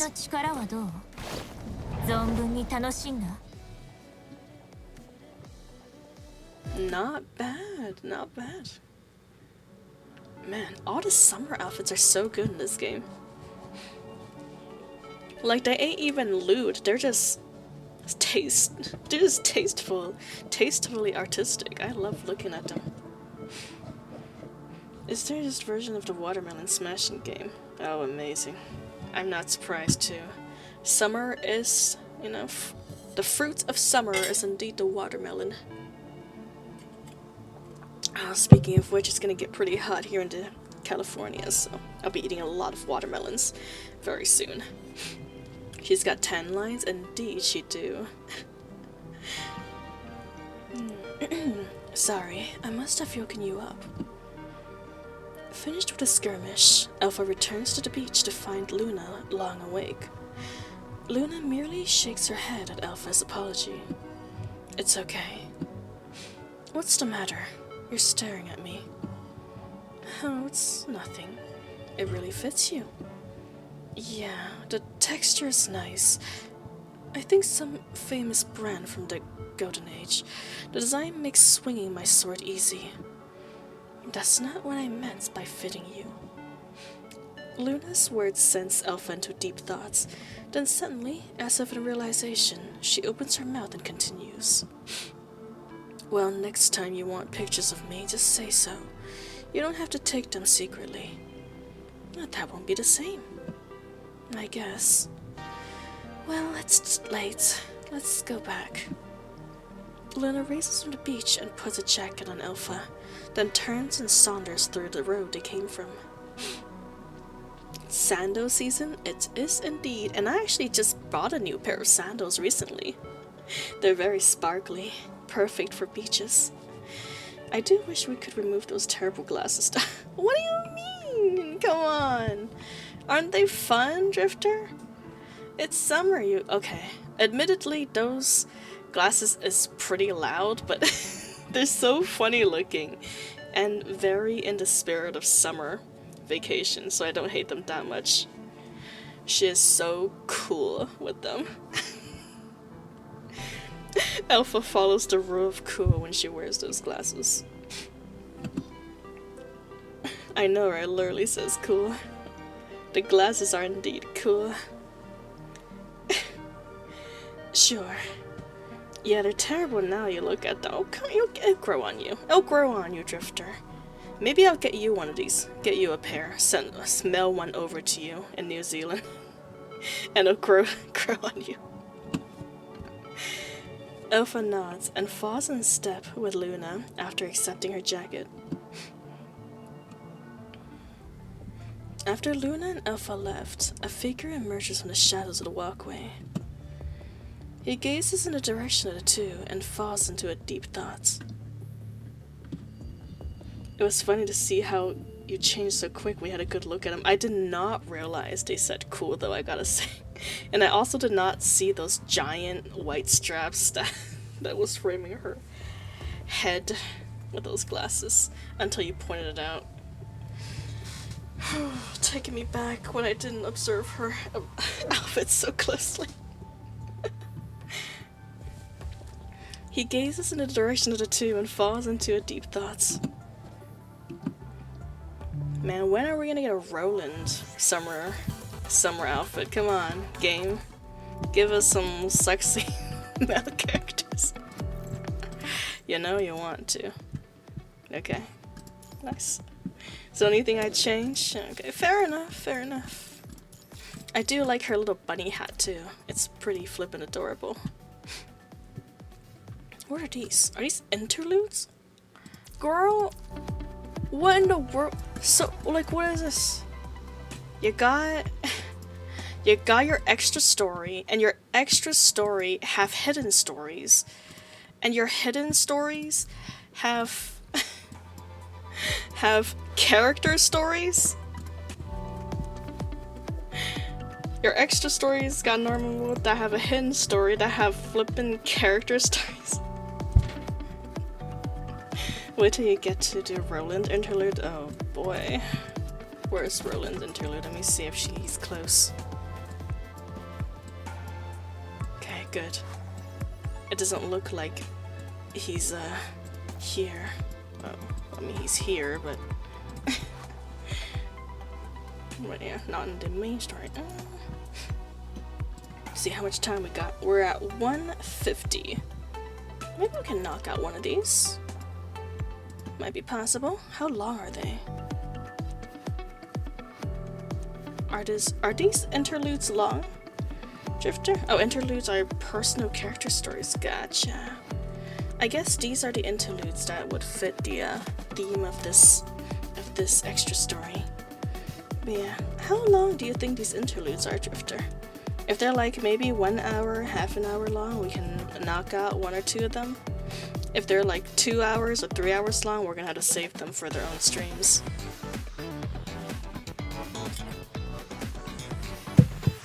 Early ones are shorter? Okay.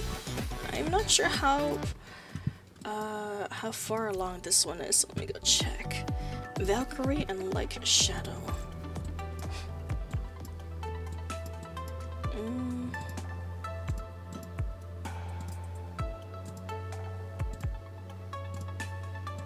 They're pretty far back.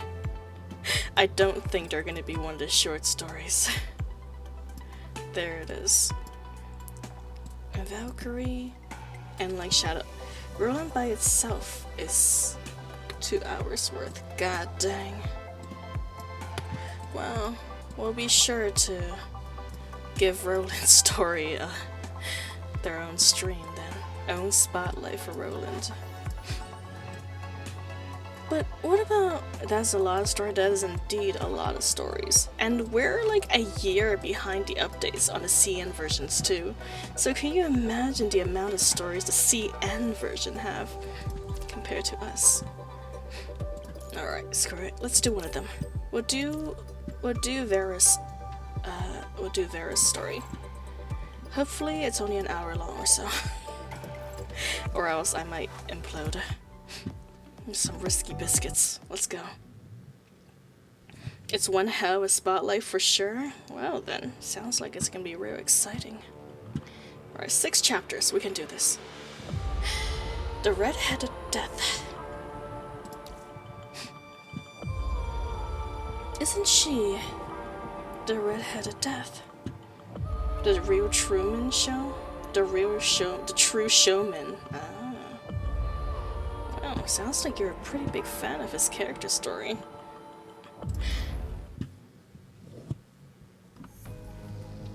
Hey, how is it going on your end?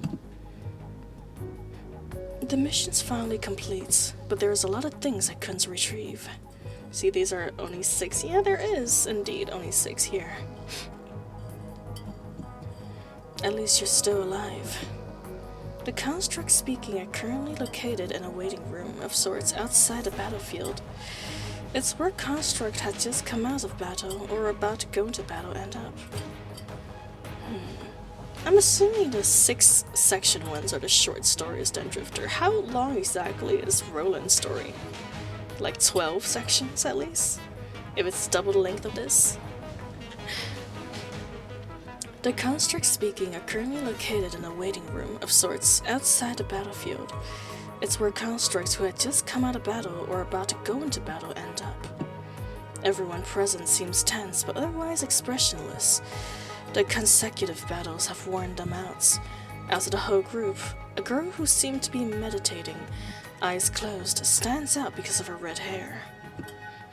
I mean, look, much appreciated, Drifter. Thank you for your work. That's Death herself, right?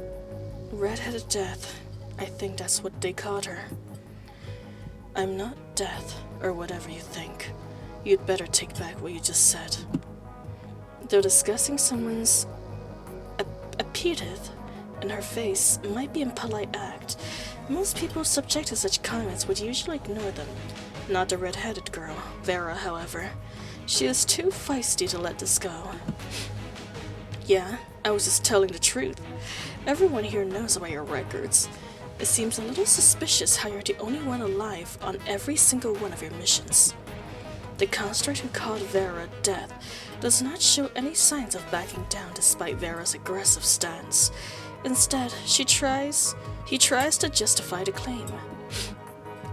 Vera is still a new construct, but she has already been part of over 5 squads, which all end up being annihilated by the corrupted, with Vera as the sole survivor. You call yourself a support-type construct, a battlefield medic, but I bet you saved all those nano-repairs for yourself. Why else would... How dare you? The lengthy battle against the corrupted is like a plague, slowly eroding everyone's composure. Not liking the construct's claims, Vera channels her rage into her fist, which she punches the construct with. Good job, Vera. Wow, violence much? Told you she's Death. Hey, stop that. The other members who have ignored the conflict in favor of resting gets up to stop the fights, but it ends up snowballing into a free-for-all brawl. Though both sides remained rational enough to not use weapons or other equipment, construct fists are still extremely destructive. Don't call me Death. It's all your fault. You're the ones at fault. I tried so hard, but they all died, and I couldn't do anything about it. Shouldn't she be a support type? Why is she so good at fighting? All members involved in the fights are wounded in different ways by now. Trying to ignore the pain on her face, Vera blocks one fist and raises her own to deal a final blow on her components. If you really want to see Death in action this much, I'll show you. Stop it right now. Lieutenants? Hooligans. I've stressed countless times that you need to remember who the enemy is. Throw them both in the detention room. The officer who stopped the fights makes a quick decision on a method of punishments, while Vera seems indifferent towards this arrangement. The other construct seems a little nervous. Anyone come to mind reading this, also with red hair? I know, it's rappy, right? Especially with that punch, and being the sole survivor, and also being very red. She's very rappy-like. Actually, you know what? Rappy was a very common collected in EK, but then recently, since her Red Hood side's been coming out, she has definitely become increasingly aggressive. Her true self is being revealed.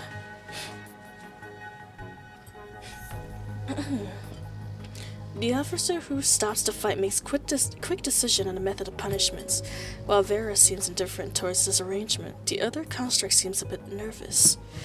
Wait, I have a mission waiting. Besides, Death started it first. I already said, don't call me Death. What? Seizing the chance, Vera throws a punch into the construct's stomach and sends him flying into a pile of rubble nearby. Did you not hear me? You really like violating military orders or something? Subdue her now. The other construct swarms upon Vera, and she soon finds herself in the detention room. As the door slams in her face, Vera gazes up into the dark surroundings and smiles wanly. It's dark and... ow. Why? Why did it end this way? No, Vera. Construct. At the medic station, Vera raises her hand with determination to fight at the front lines. Vera, I need you to stay here and observe the serum reactions. Can you take care of the patients that just came in? Got it. But be it flesh and bones, soldier or nearly turned constructs, All personnel must familiarize themselves with the tense atmosphere on the battlegrounds. It is how things have always worked, and part of their on-site training.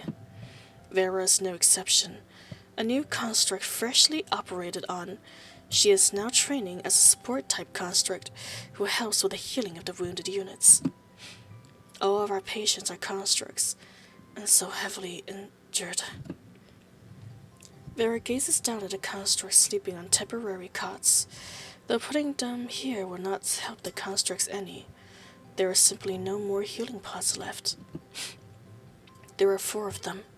2 heavily injured, 2 unconscious. Let me turn off their pain receptors first. No, don't turn that off. Before Vera could get to work, a construct stops her by grabbing her hand.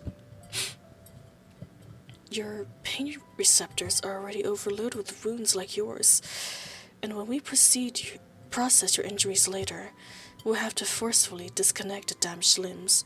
Surely you wouldn't want to experience pain like that.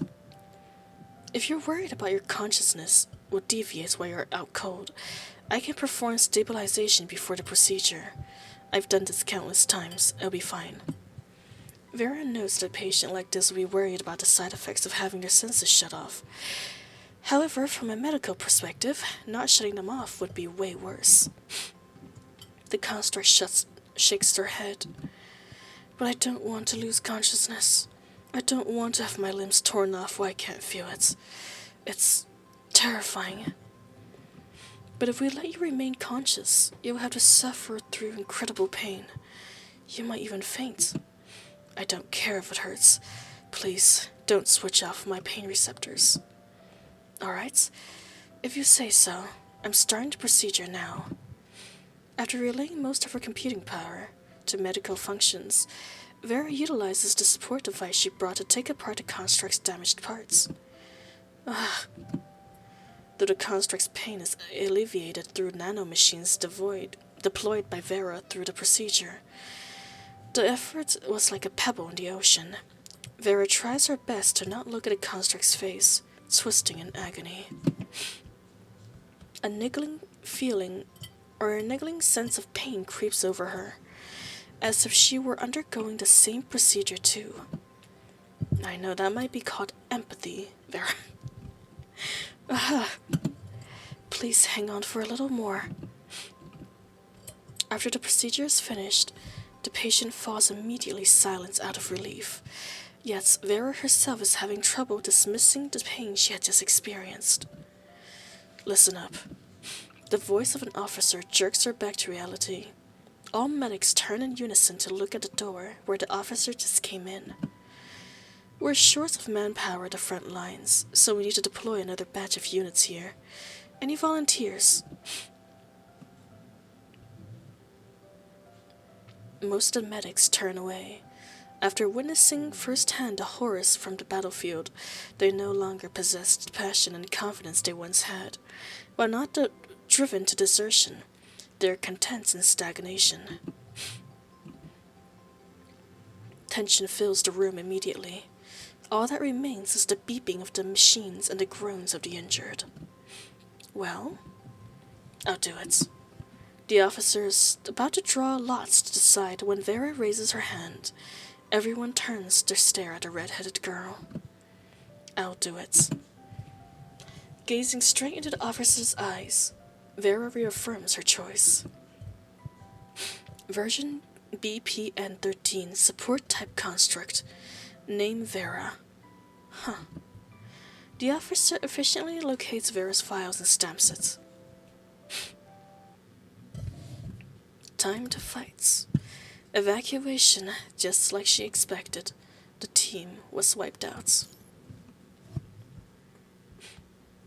So, you're one of the newbies. Yes, nice to meet you also. Oh man, I can't. No, let me turn the music up now. Now the music's too low. After receiving permission, Vera is now officially qualified to join missions to a soldier. Oh, thank you for the hydration, Jacob. Cheers.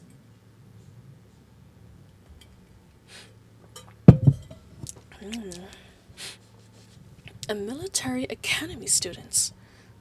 They don't even sense as graduates. Besides the squadron leader, who is studying the files in front of Vera, there are a few other construct members on the team, though not all of them are professional soldiers. Still, in missions such as this one, professional soldiers are always way more valuable than civilian constructs.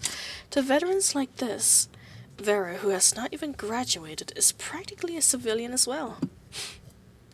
I'll do my best not to drag everyone down. Vera knows the unspoken rules. She ignores the gazes of the others and chooses to keep a low profile. Good. Everyone else get over here for briefing. The squadron leader turns on the portable holo projector and marks out several areas on the battlefield.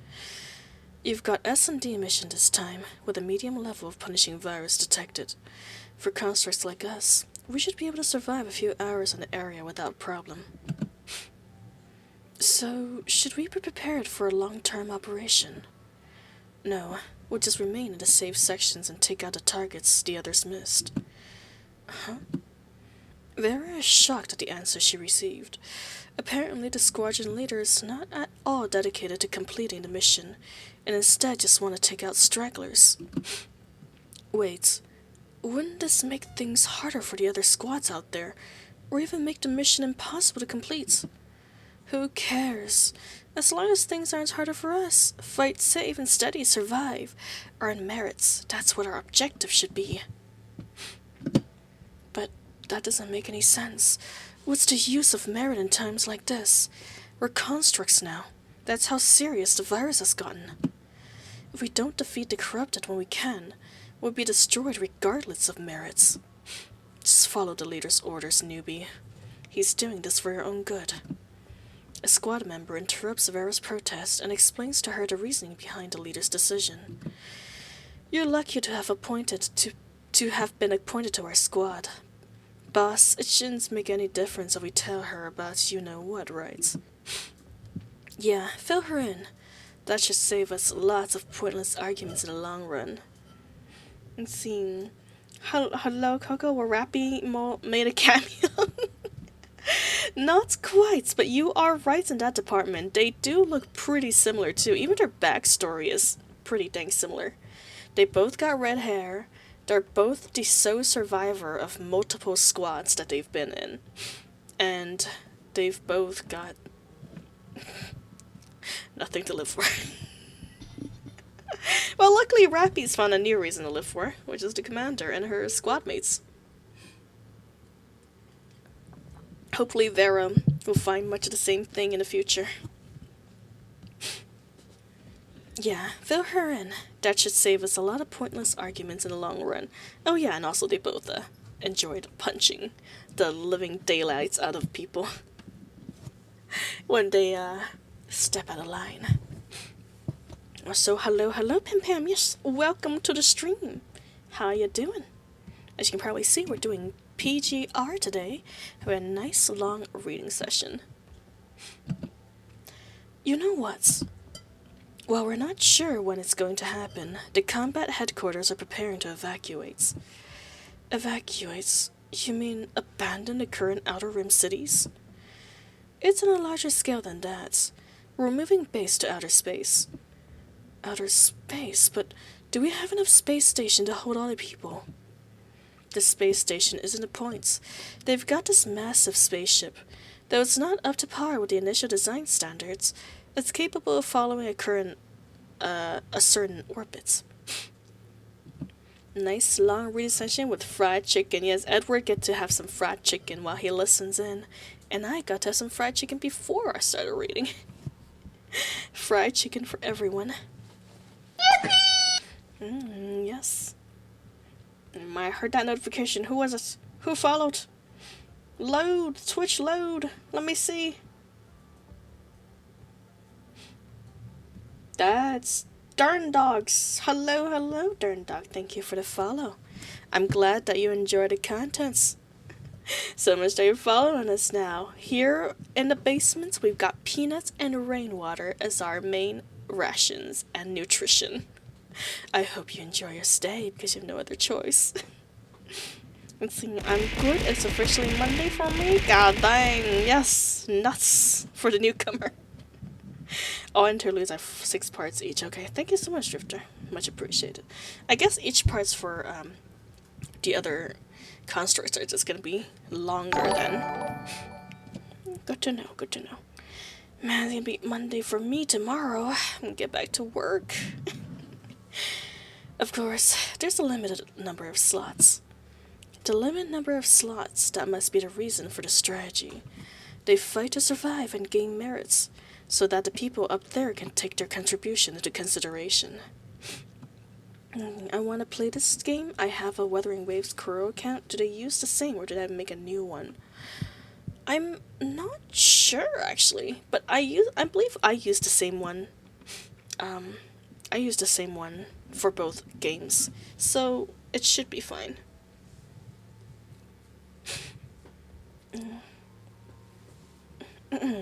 It's be Tuesday for me tomorrow? Yes, indeed, Drifter. You guys are one day ahead of me, living in the future. You better warn me if there's a nuclear war, okay? Because clearly people who lives in a day before us live in a different time and not time zone.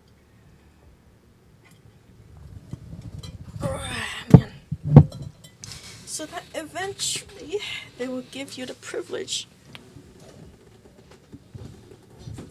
Big stress, excuse me. Crack on my back. And my chair, if you can probably hear that in the background. So that eventually they will get to be the privileged few to evacuate. Vera shuts up. These people in the front of her are certainly not going to change their minds just because of her.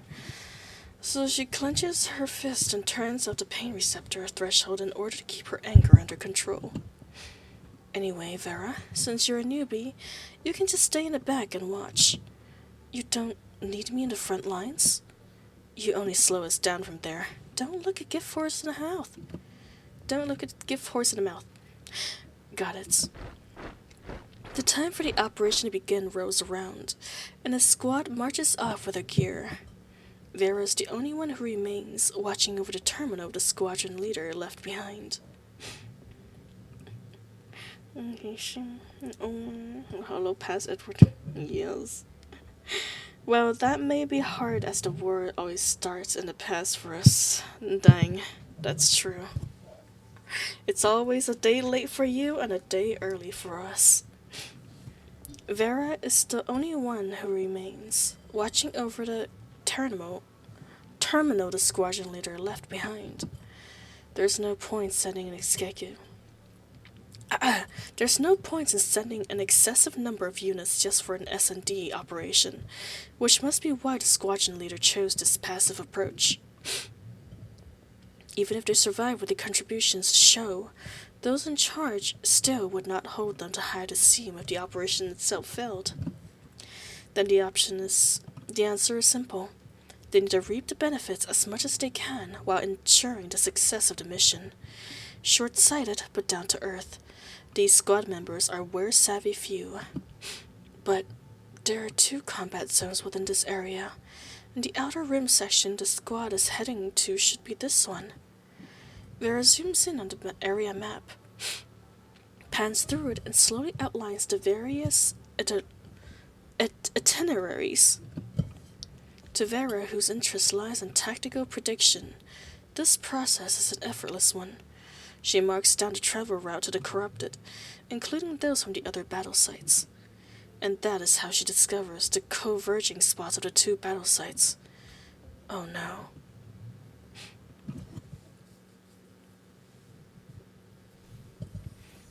Captain, pull back now. Vera, I told you to stay in the rear. What are you doing here? Not now. Get into the combat zone, quick. Don't be silly. There's nothing for us there. Nothing but danger. That's not what I'm talking about, damn it. Am I disconnected? Yeah, well, this is why Vera's the only one who survives. People do not be listening.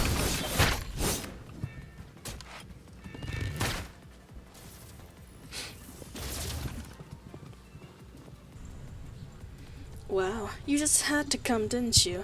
Even after I specifically told you not to. Boss, we've got company. What? What is this? Uh-oh. Great job, everyone. The corrupted are gathering faster than I imagined. Damn it.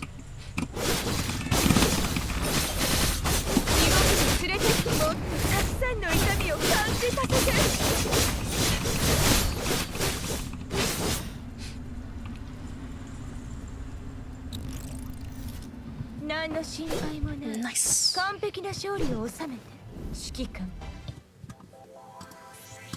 Yeah, I don't know what happened with that initial alpha battle, man. Something just broke and I couldn't fight. Couldn't fight him. All these other battles seems to be doing okay. Shrouded in darkness, Vera is locked in a detention room for the fighting with the constructs calling her to death. They all rallied on their own ideals, their experience, and then they just died, leaving me here alone with the pain. Still waiting for the second skill issue battle? Nah, that's never gonna happen again. Those skill issues are of the past. They were all the same. I joined a military academy, studying tactics, all because I wanted to do something for someone. But why? What went wrong?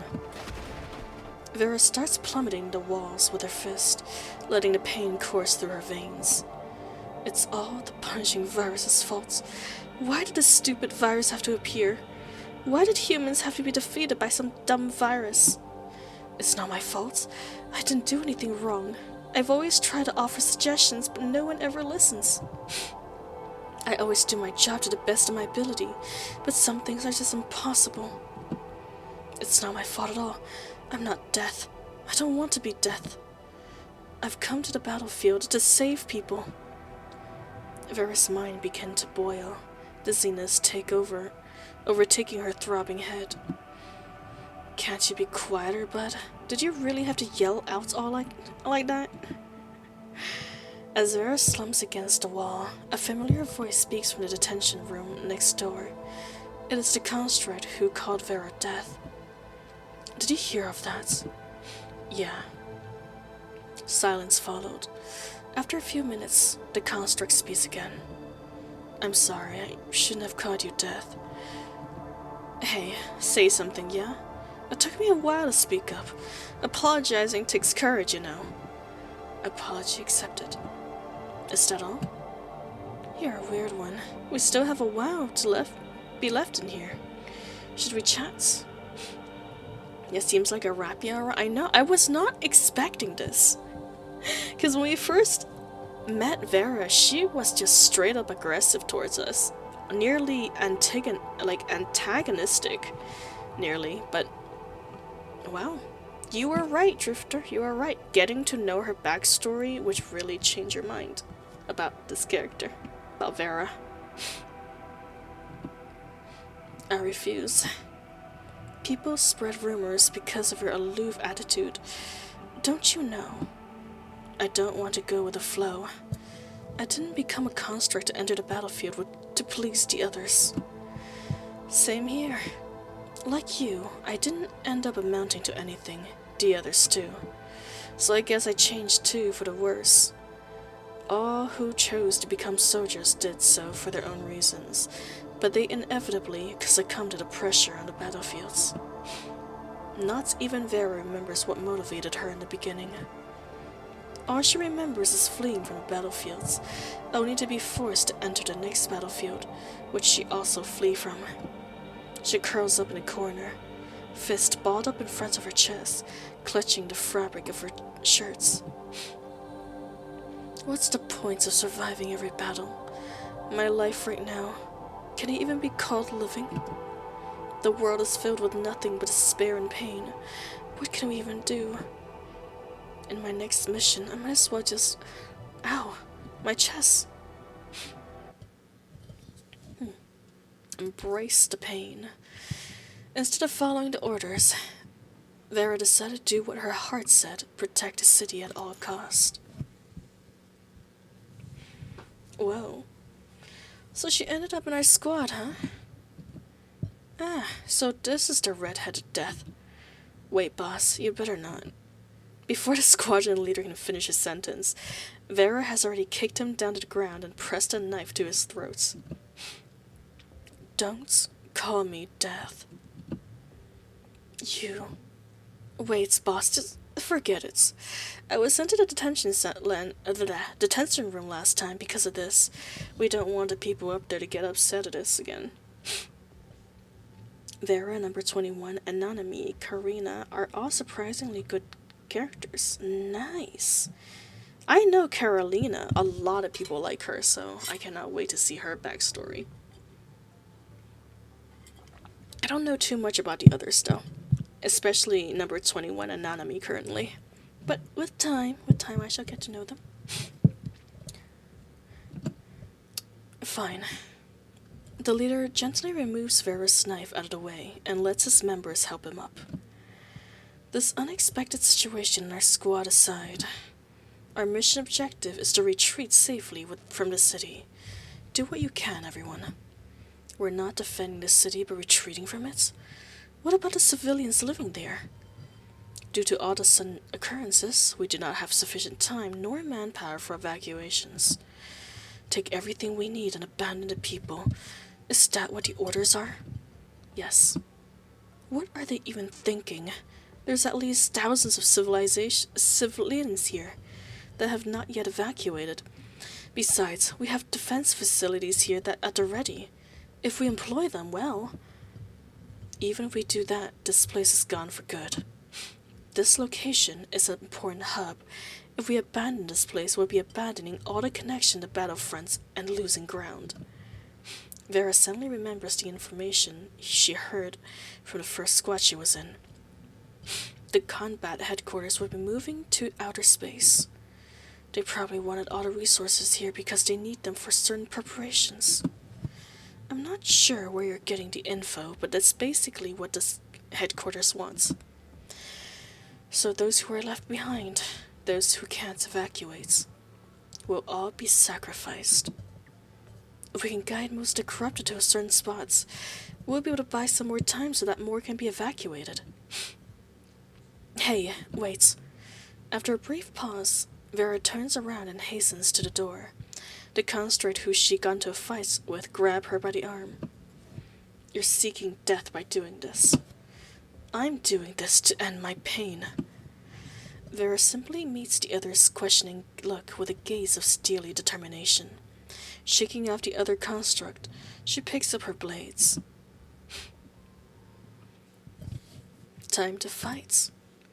Amongst the agonies, Vera and the other soldiers are overwhelmed by the corrupted. She painfully realizes what she should do now. Hordes of corrupted are swarming towards her direction. Vera shuts the entrance tight and activates the defense facility by herself.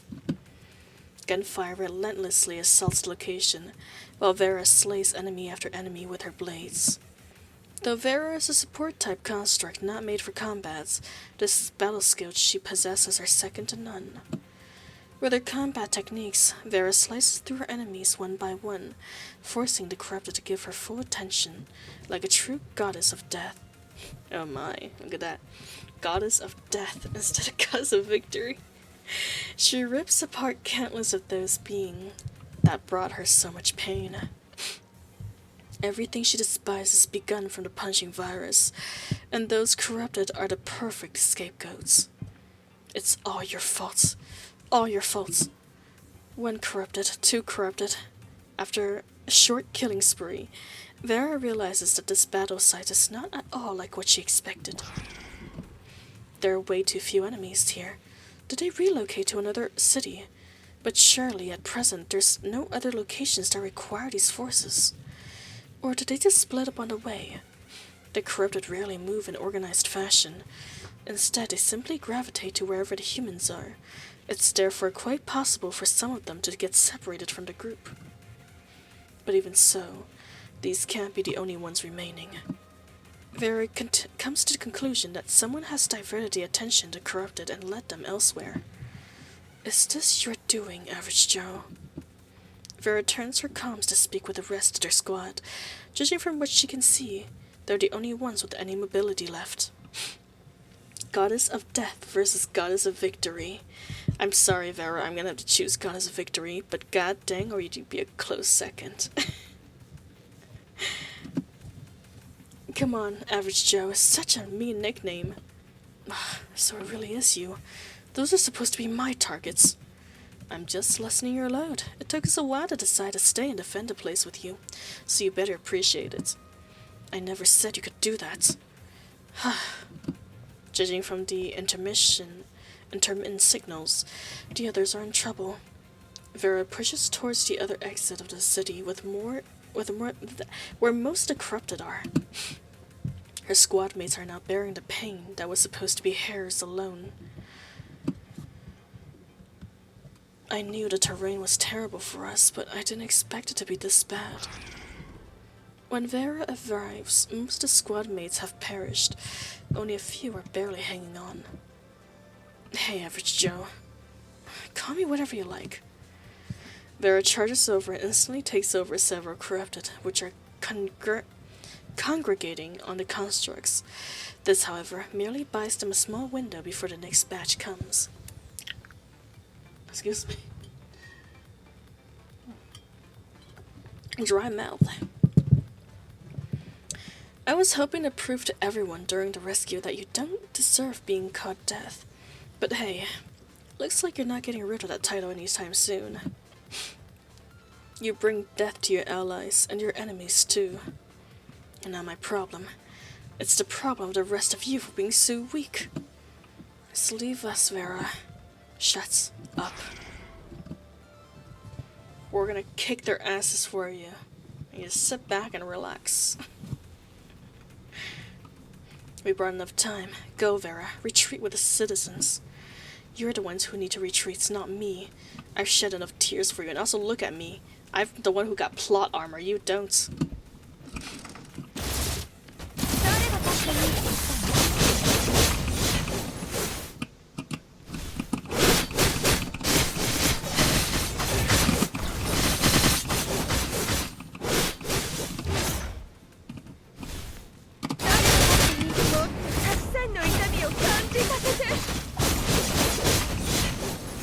Nice.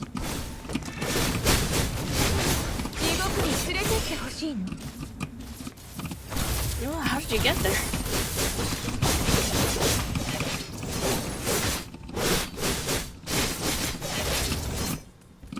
Okay.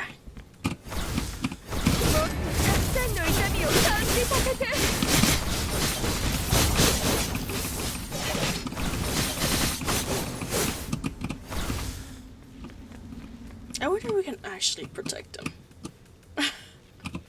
You good? So this is where Hoyoverse got their combat from. Is it? Is it similar? I don't really use sword characters, so unfortunately I can't make much comparisons. See, save your strength, Vera. More are on their way. We're goners now. Shut up. No one's dying on my account.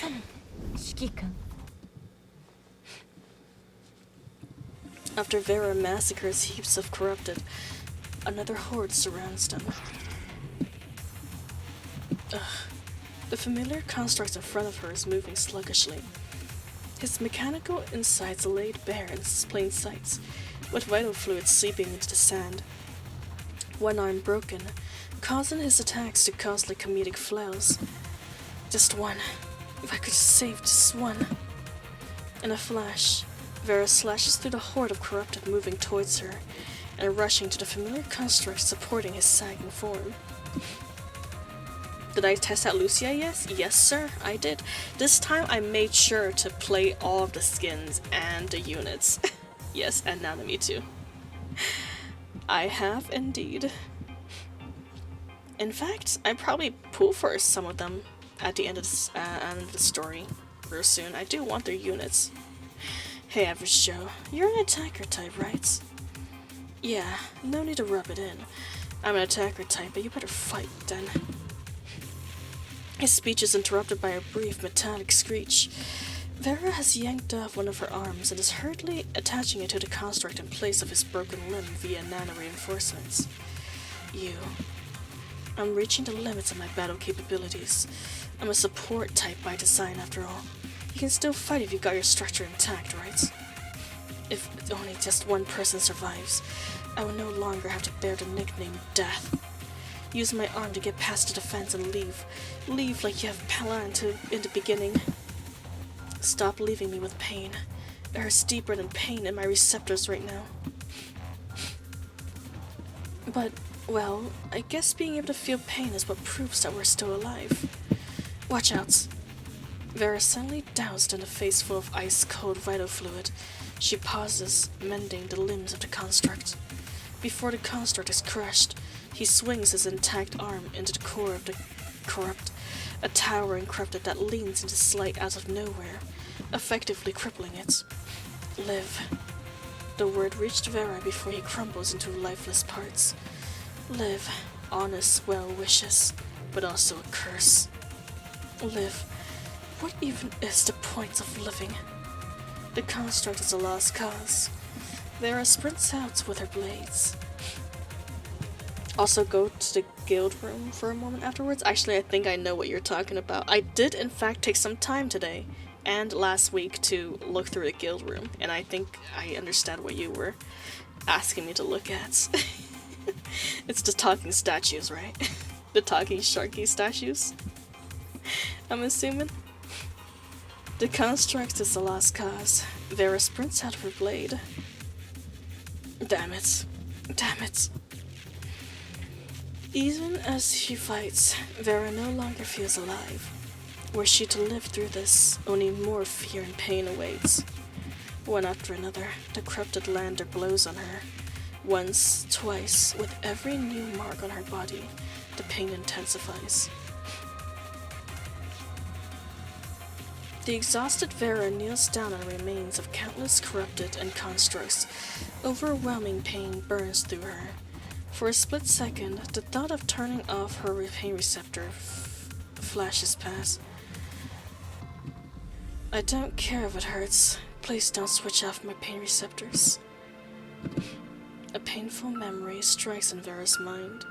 Struck by sudden revelation, she stabs her blade into the ground, forcing herself to stand. Every action, her whole person was born because of pain. Because of pain, she realized the shape of her life. So, this is how it is, huh?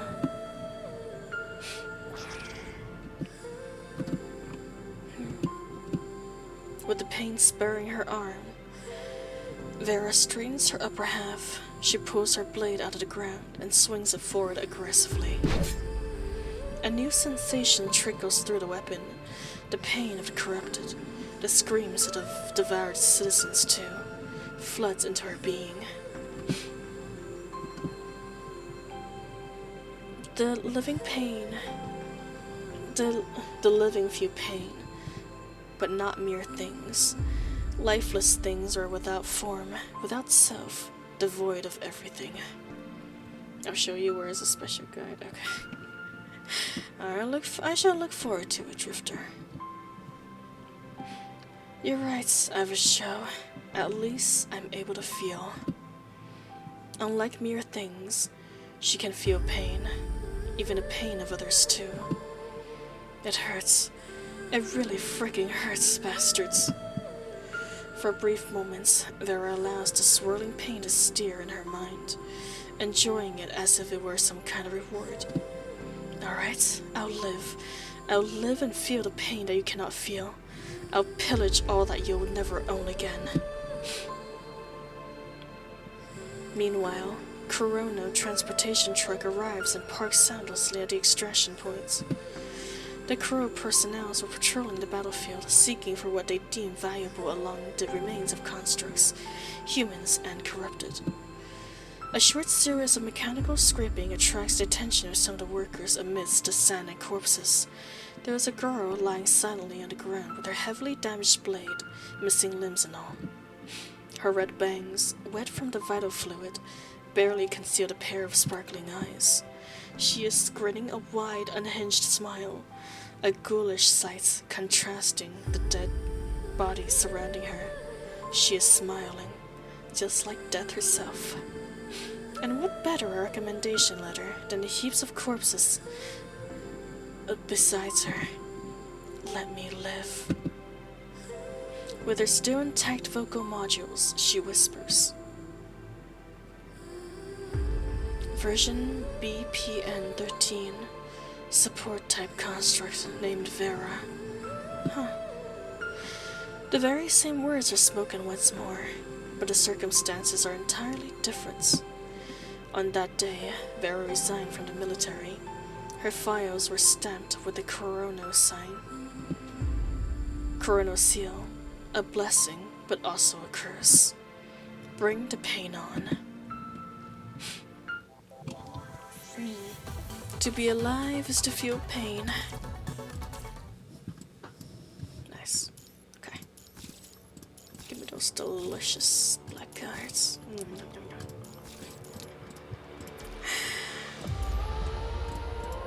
Alright, alright, alright. Valkyrie Interlude. I'm gonna remember its name so I can add it to. You know what? Let me do that right now so I don't forget. It's called Valkyrie Interlude. Let's add it to the title so I don't have to change it later.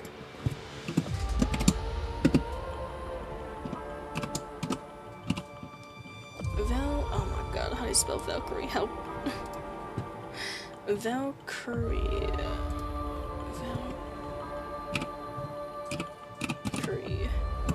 No, that's not it. Valkyrie Interlude.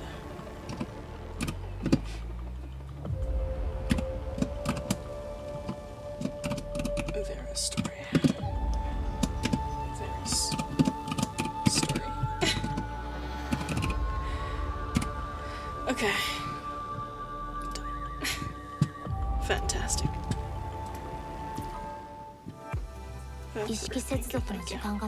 Grand Blue, yeah, we finished Grand Blue today.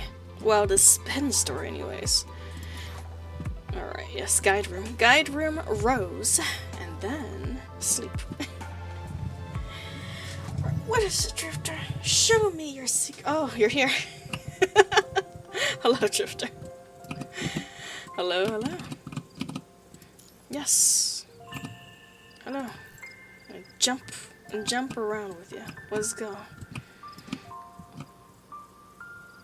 Yes, I've seen some of these pictures. All important parts of the story. What is this? Gray now? Gray now, the trash can of all trash can, the ruler of garbage, the king, the lord, the ultimate trash can of all times. Amazing. Oh man. I didn't even realize that was a flippin' trash can. Eat the double. Bubble tea, banana peel, apple core, half a burger. Not interested? Just leave them to me. Bow to the greedy gobbler of the leftovers. You know, I'm kinda hungry too now. Half a burger, I could go for that. It's such a peaceful world, and then you got talking trash cans. Oh, I love it. Is there something here? Along the sides?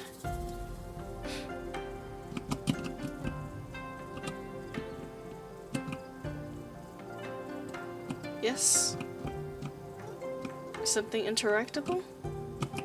I think it's the statue, right? Is the statue interactable? Maybe not. What's up? I don't think I see anything here. There's no interactions. There was something before. Oh. Maybe it's gone. I don't know what triggers them, unfortunately, so I'm not much of a help. Either that or maybe they're at a different location.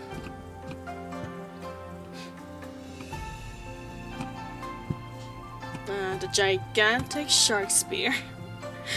Oof, my leg is so numb from sitting in the same position. I just want to hop off this pedestal and go wandering around the garden with everyone. I think I must be hearing things. Oh, I love it. I hope the guild leader doesn't change from this design. I really like it, not gonna lie. And also because all the dailies are gathered in one spot since there's only those seats over there, it's pretty great. Drink it now. Gobbling up the trash can. Wait, no. Gobbling up the trash and upholding my guard duties. One of these days, I will ascend to Babylonia and become a Babylonia trash can. Don't be shy, quick. Chuck everything into my mouth. What an ambitious trash can. And I don't know if that's how it works. Oh, I missed that one. That's the one I missed. There it is. I got the little tip from it. I think we might have seen this one before. But let me check. Yellow Disney. I don't want to take a bath. I love the smell of trash. No, don't blast me with water from a pressure washer. See, a good trash can takes a bath without complaints. Yes. You gotta take a... Oh, where'd you go, Drifter? There you are.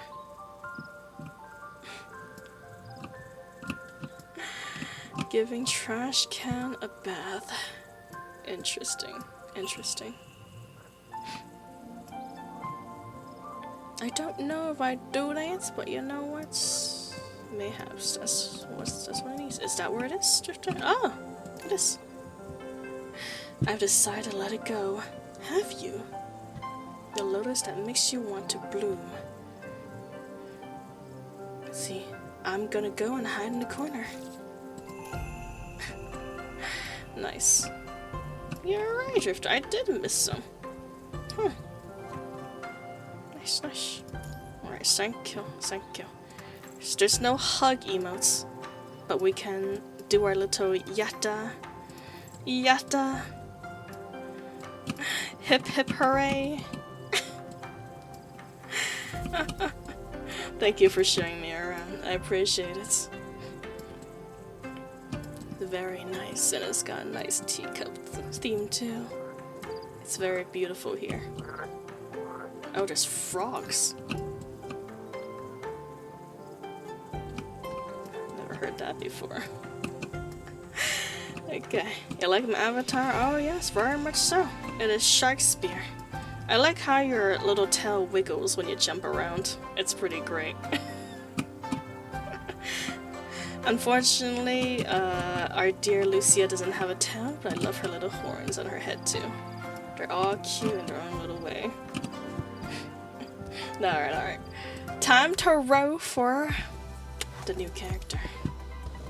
Is she worth rolling for? Actually, yeah. What am I even saying? Of course she's worth rolling for. Alright. Bring it over here now, Drifter. I know you have good luck in PGR, okay? Of all the games you don't have good luck in, you have pretty good luck in PGR, and you better hand some of that over right now if you know what's good for you. Put it over here in my hand and nobody gets hurt. Were you expecting that, Avatar? I was not, actually. I was expecting that you would either have a very cute girl avatar or one of the guy characters. But you know what? The shark option is definitely the best option. Also, anyone have good luck?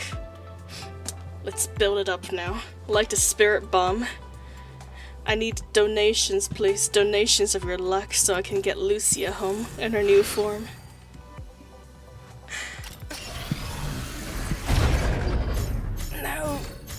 No luck. But let's see what we got. Just a skip. Nope. Not bad, but I don't use her that often. The normal one is number 21. Not surprising. 21 is quite adorable. Ooh. Yeah, this is a pretty good row. Thank you for the peanuts. May those peanuts bring me some luck.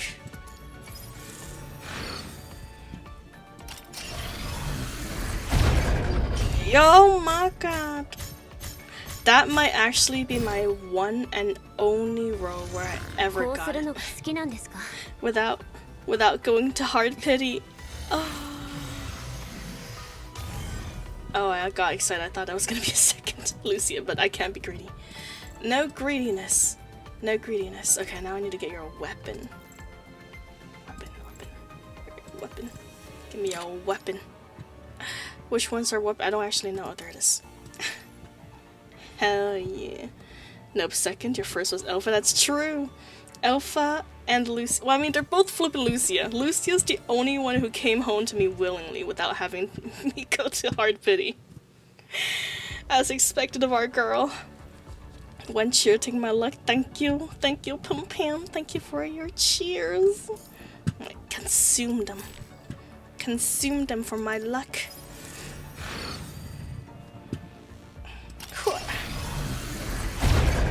Oh my god, you guys. God dang! Your luck's really working. Your luck are working. You guys got some good tasty lucks thrown my way. Oh, that is beautiful. That's beautiful. God dang. Oh, even better. Oh, that is glorious. That is look at that. We were just talking about Alpha and Lucy, and now they both their weapons came home. Oh, speaking of the devil, and she'll come knocking. Amazing. I love it. Alright, alright. We also have a new character to unlock, I believe. Where is she? Or maybe not unlock, but to... but to level up. Nice resonance for Alpha's weapon, or did you not have it for Alpha? I do indeed, yeah! I got her weapon, and now I can resonate her too. She's stronger than ever. Stronger by the day.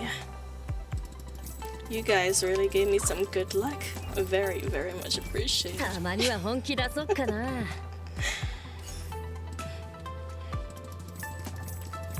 My first lucky row in all of my PGR history. Oh, today is blessed.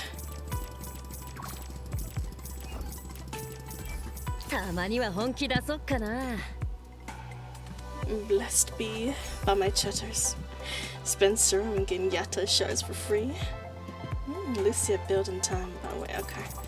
No worries, and yeah, I don't doubt a drifter. I will be sure to check your menu for building guides very soon. Alright, get that average weapon out of here. That's right. God dang. Alright. Nice, nice. Alright, I'm gonna build her off screen. It's not much to look at when I start working. So, with that, I guess I'll be going. Oh, Nanami's broken? Should I be getting hurt? I don't know if I have enough, though. I feel like I'm gonna be getting greedy. I might be getting greedy if I try to pull for Nanami as well.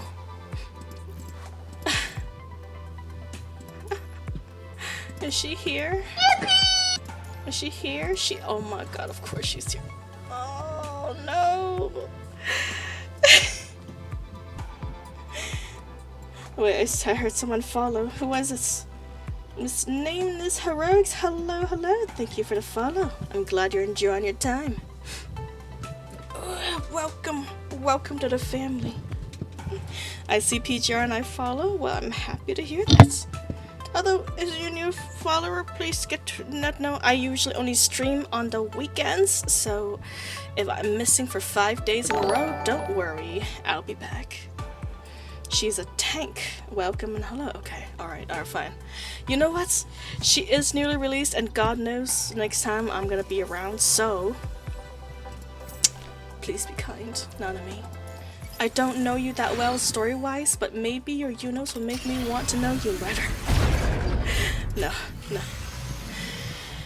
Alright, no luck. First row. Second. Nope. Come on. Please! Okay, you know what? I'm not too mad. We're getting a lot of Vera shards. Last one. Nanami. Please. Come home. We're waiting for you.